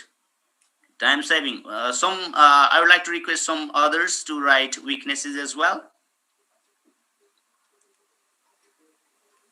Yeah. Great. Good. Yeah. You students can be writing this way. Yeah. Limited. Yeah. And if you use the breakout rooms, then the students can discuss in group, and then they can edit each other's writing as well. Yeah, and we can we can involve students in paragraph writing or essay writing activity as well, and that is collaborative writing, which may not be possible in in-person teaching. This type of activity may not be effective in in-person teaching. This is one of the advantages of online teaching too. Okay, thank you so much. Keep on writing. Now I'd like to share another one. Use a Padlet. Yeah, use a Padlet also can be used. Use a Padlet also can be absorbed for making online language teaching interactive. I would like to share. Okay, no chat box. Chat box is not enabled here. Can I use chat box feature?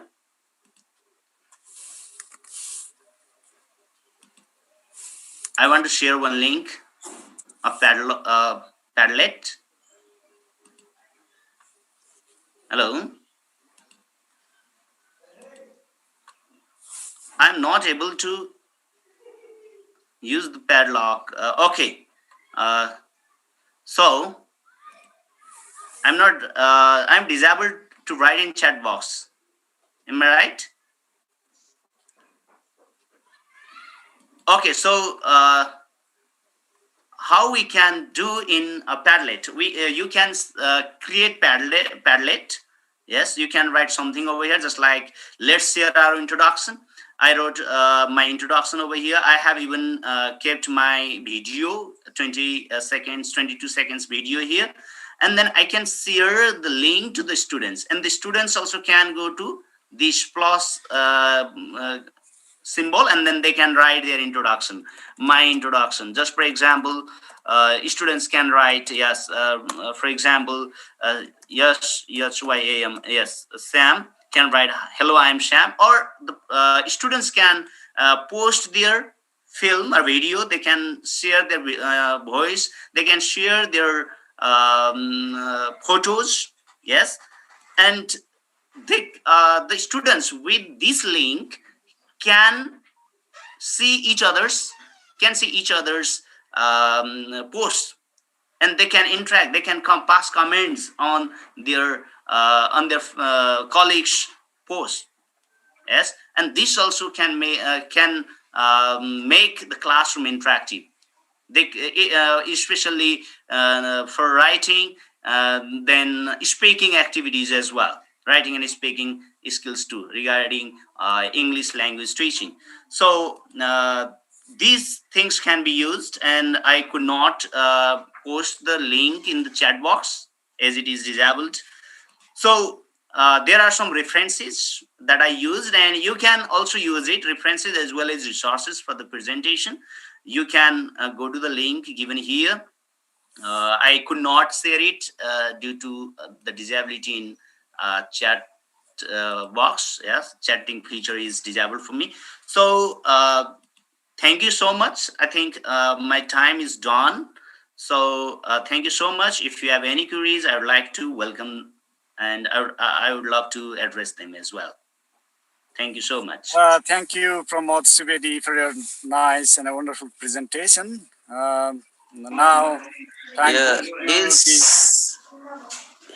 time goes to the question and answer. If you have any queries, please you can raise your question, and Pramod Subedi can answer.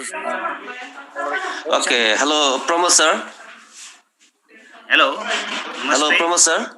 Hello, namaste. Yes. Namaste. Good morning, sir. Good morning. Yeah, just you have given our very wonderful, the queries about teaching of the online.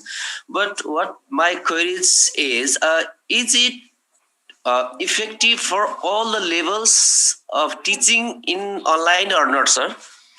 Yeah, actually, this is I have used it for the campus level students as well as 11, 12 students, and I think it's useful for basic level students also. It depends on the connectivity, the access they have. I think you can provide simple activities for them. And maybe especially for from class 5 we can use these features or these interactive tools or websites. Yeah, and is it very effective for the beginners or not, sir, teaching through the online class? Yeah, actually it's effective even for beginners if they have access to these types of tools, if they are used to using these tools. Yeah. It depends on the context too. In some context, even class 2-3 students can use these types of tools very easily, and in some contexts even graduate students feel uneasy using these tools. Okay, thank you, Pramod sir. Thank you very much. Thank you so much for your query. Thank you. And if you have other queries, please you can raise here, and Pramod Subedi answer for your queries. If you have suggestion, please provide. Yeah, I can share my link just now. So I'm sharing them. You can go there and post your introduction. I would love to see your introduction in the Padlet. and I would love to share the link to others, the sources that I have used for the presentation and that you can use for your class as well. Yeah. Any query?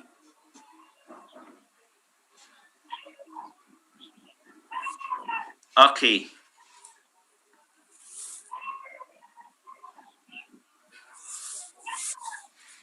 Okay, you have not any query, then thank you, Pramod Subedi. Hari Prasad, sir, you can have your time for moderation, please. Okay, sir. Okay, sir.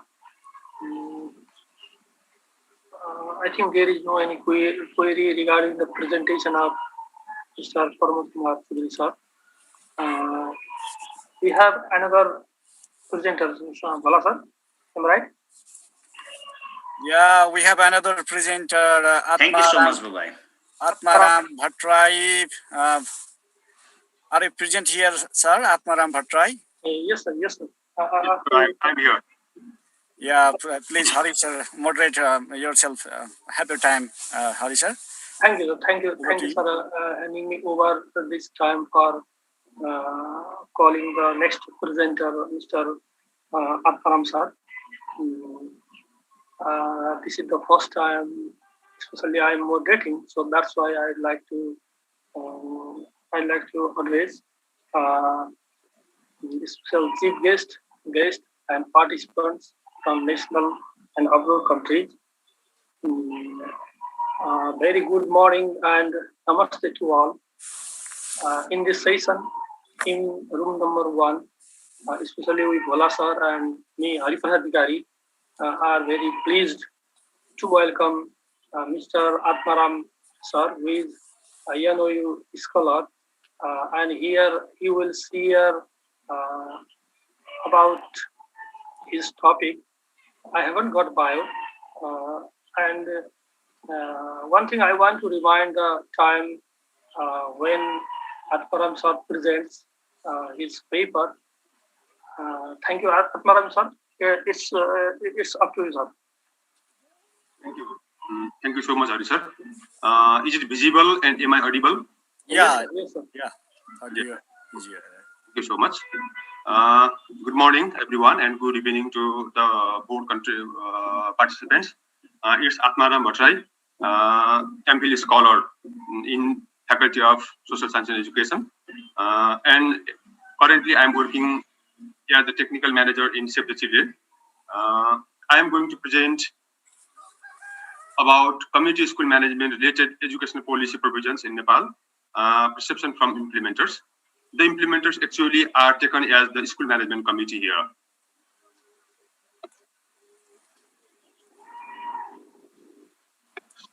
Sorry, it's not working here. Just a minute.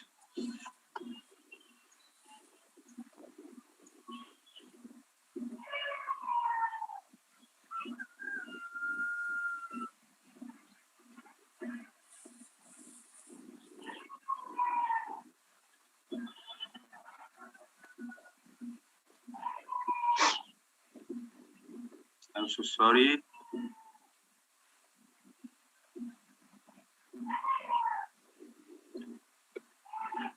Whatever, it's moving. I'll do this. Okay. The presentation outline will be, I will share some context, and then I'll share some problems. Based on the problems, I will share some research questions, objectives, methodology, findings, and conclusion. Going through the context, formal school in Nepal was begun from 1854 when Darbar High School was established in Kathmandu.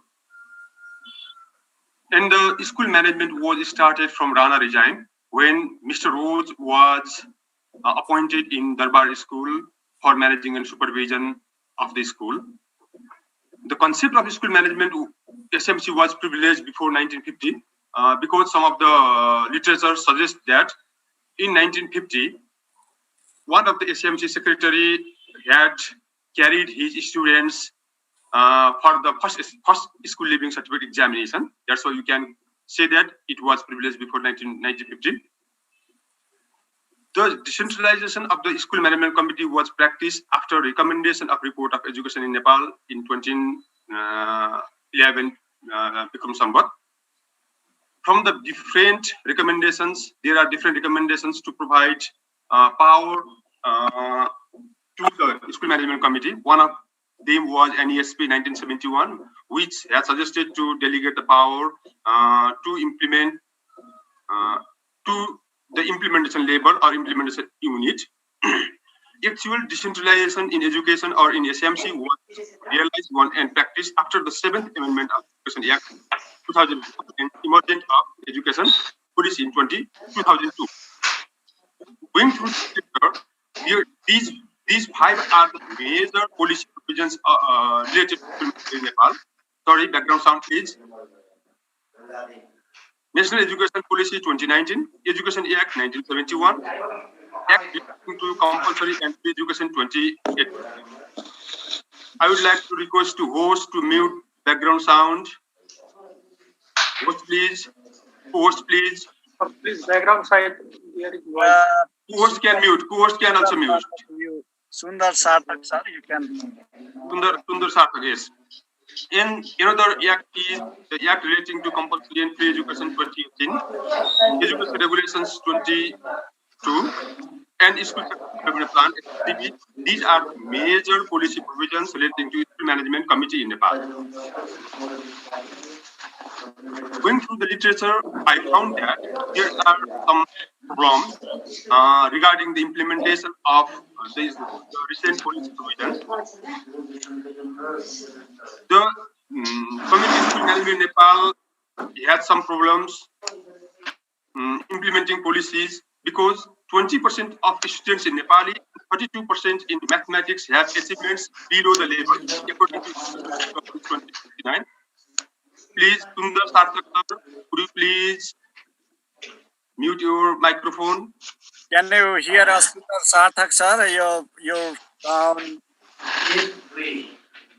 And the community schools in Nepal run without the school management committee for a long time with unfair practices while selecting the chair of the school management. Similarly, the poor quality of public education in developing countries like Nepal is poor management skills. And going through the literature, there are limited resources carried on this issue. That's why I selected the research topic here. Based on the research program, I find out the objective to explore the perception of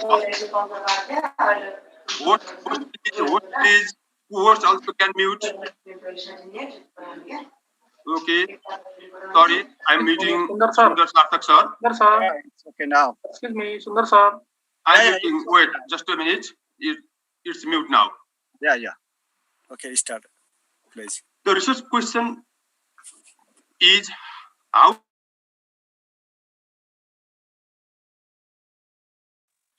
do school management committee of community schools perceive the education policy provisions from the perspective of enactment in the schools? There are some, I listed the education policy provisions here, and what are the level of enactment in the real ground that is tried to carry it out from the perspective of school management committee members.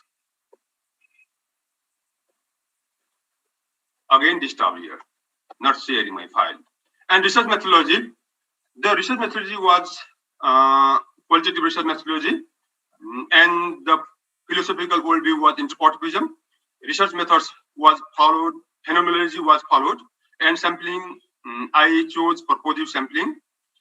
Actually, I chose 5 schools of Surkhet, Karnali province. Among them, 9 school management committee members were sampled for the interview. For the research, I followed literature reviews and semi-structured interview. Due to the COVID-19 pandemic, I couldn't visit face-to-face or in person to the people and conduct face-to-face interviews, but I conducted through virtual interviews using Microsoft Teams, using Zooms, and using mobile connection. And before interviewing them, informed consent was taken verbally with them. I presented the findings on different themes here, sub-themes here. The first one is decentralization. The school management committee perceives that the educational policies and laws and bylaws have provided ample power to them. Yeah, they perceive accordingly. And they also perceive that authority to formulate the plan, execute it, and monitoring the implementation in the school level is provided to them. And they also perceive their power to resource management and recommendation for the upgrading or promotion to the teachers are also provided to them. Based on the discussion, they shared that they have still challenges to implement the local policies in terms of decentralization. For example, transferring teachers. They blame that, they say that transferring teachers is carried out without informing them. Yeah, because it is carried out by decision by the federal and local government. And rewarding and penalizing the teacher, there is lots of political issues while doing this. Role and duty of the SMC members, political influence during the SMC member selection. These are the challenges they share. In terms of teacher mobilization and capacity developments, they perceive that they have limited roles for the teacher mobilization. And they sometimes are happy that SMC endorse the plan of the teachers they have developed. For example, TIP, yeah, they have the role to endorse. And sometimes they are also happy that they mobilize teachers jointly planning or in the schools. For example, they form different subcommittees like subject committee, examination committee, sanitization committee, monitoring committee, and they assign to the teachers here. They feel happy on that. And although there is no policy provisions about the assistant head teacher, the SMC feel proud that they are practicing it in the school level. Regarding the community mobilization, they realize that they have various scope of the community participation for the school development. The first one provided by this policy is the formulation and mobilization of parent-teacher association in the school. They have authority to mobilize the community, promoting participation in the planning process, social audit, public audit, and so more interventions there. But they feel challenged that there is still challenge to mobilize and promote community participation in the schools of urban setting. Going through the resource mobilization, they feel proud that they have enough power, and they feel proud that the policy provisions have on favor of them for the resource mobilization. They have freedom for the budgeting and planning, implementation, and consulting causing the audit. And they feel proud that the schools receive the conditional grants from the federal government, province government, and the local government. Also, they receive the governments from different organizations, private sectors, and the contributions from the parents. Based on the resources, they have categorized the schools in three types. Yeah, prosperous schools, struggling school, and silent school. The schools who have regular income from their own, they are prosperous school. They do not depend upon the limited resource from the government. Yeah, some of the schools are struggling schools. They are still providing effort for receiving additional grants. Yeah, and then some of the schools are silent school. They are satisfied with the grant, whatever they received. No effort is done. Yeah, according to their perception, the schools are divided into three categories based on the discussion and based on the resource mobilization. Going through the transparency, they share that our major role is to maintain transparency. The transparency is maintained through social audit, public audit, parents meeting, and general meeting likewise. But they feel that transparency in terms of financial only. But what about the transparency? They are not familiar with the transparency of the academic performance of the teachers, academic performance of the students. They have no idea, and they have not practiced any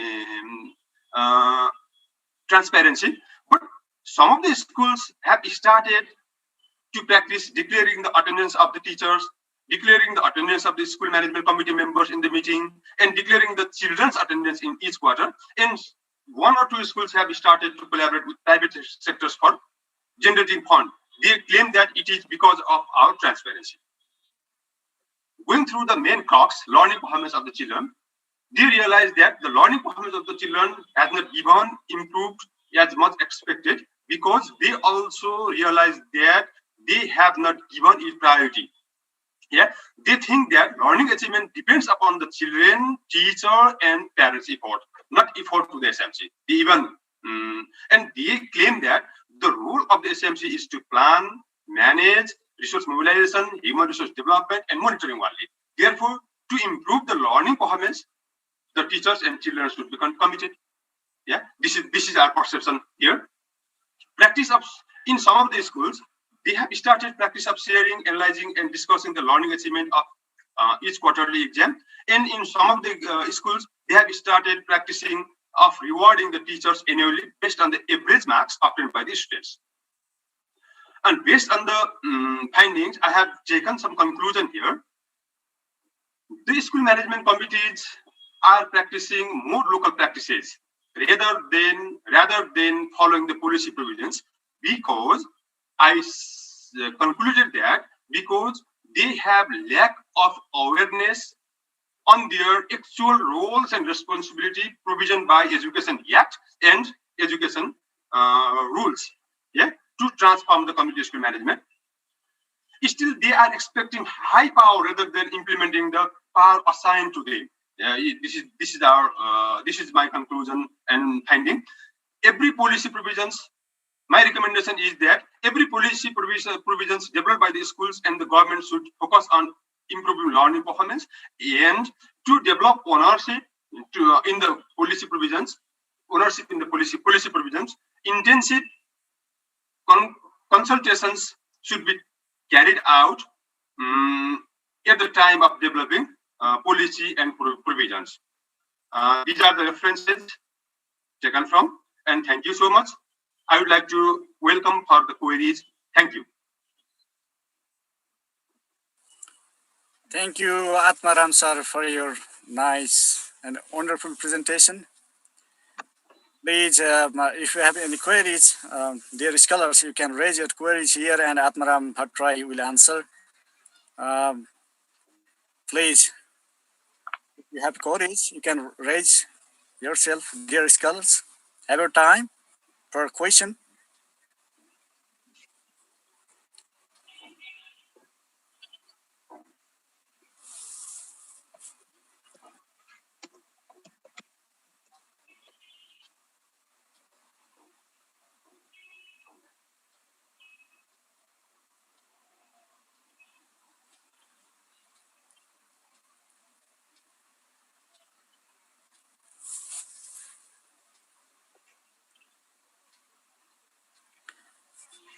Yeah, you can raise your question here. Hari Prasad Adhikari sir, you can mute yourself. You are muted. And some of the friends text here, excellent presentation, Atmaram sir.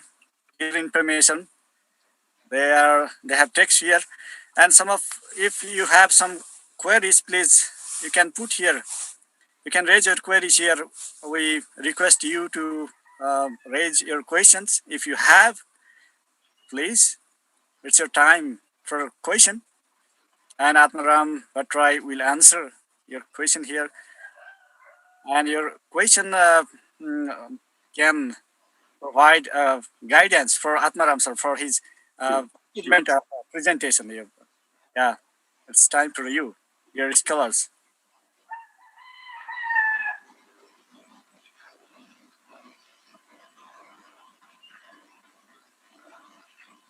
Okay, probably there is not any question for dear scholars, and only the nice sound of cock is only heard here.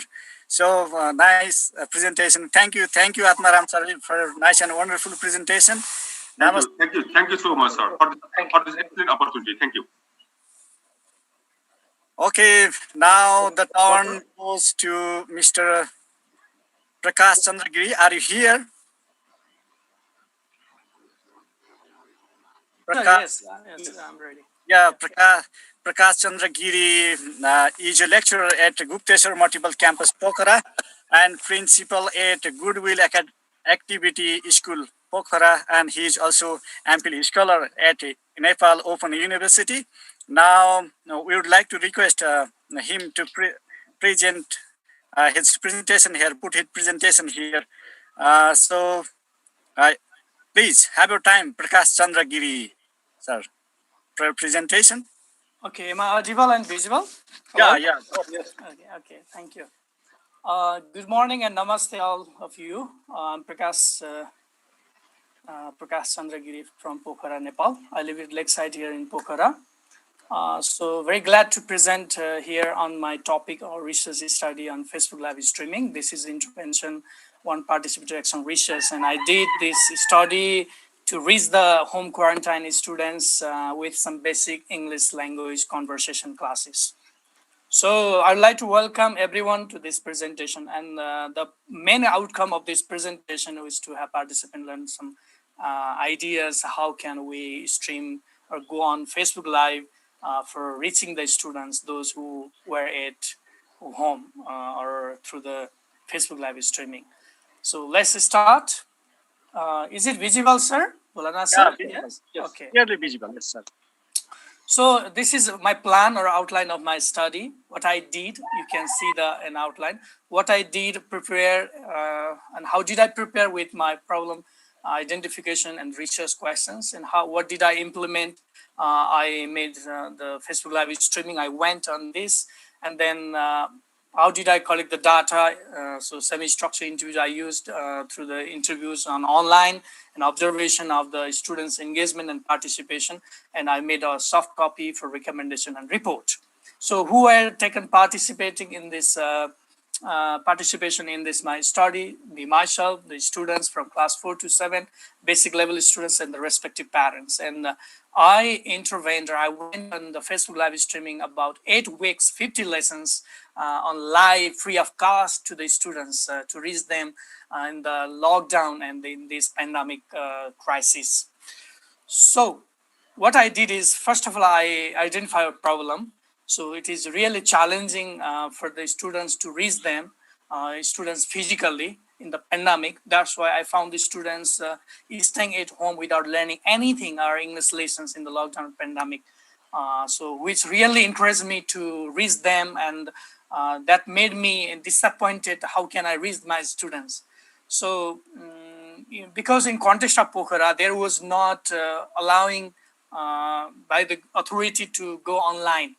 So we were not allowed to, for some months, to reach the students through different other mediums like Zooms or other Teams because of the digital division and that worker. So is the local authority didn't allow us.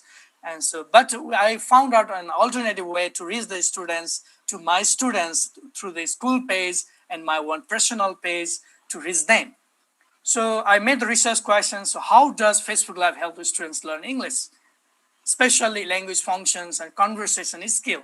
I focused on the how can I reach the students 6 lines conversation skill, and you can see how I did this. So context, everybody knows that all these schools, majority of the universities in Nepal that were locked down since March 2020. So March, and then in this case, Facebook Live networking, Facebook page or messengers can be that one means of communication, information, and learning in Nepal. So messengers, groups, and the Facebook page, and they were the means for communication. So what I did is I did some applications, or I went with the intervention that I prepare and instruct the students in the meetings through on messengers, making the groups in different classes. And I made them on Zoom meetings. And then I made a parent me conference and class teacher as well. I did that. So I circulated the ideas, what I'm going to do on Facebook Live and what I'm going to teach. And I circulated this idea to parents of the respective students or classes. And I apply the Facebook Live streaming using my PC and my mobiles. So sometimes I use my mobile for my one live teaching, and I use for pre-recorded video from going on live streaming through my PC. So I observed the students' engagement and participations, and you can see here, this is my, and so lessons 34, 35. So I reached up to lesson 50. So these were the pre-recorded videos. In 1 minute, the 6 students were watching, and some students were circulating in the group, like in the messenger group. So Guru Activity School is live now. So the students, one of the students was sharing to the group, and similarly I was sharing on my Facebook page, and I also went personally on Facebook with 6 lines conversation. So prerecorded videos, and then I did my shows on live teaching, and the combination of these two. So I went these 3 interventions and applications on live, and I applied these methodologies. I went through the cyclic process. I planned,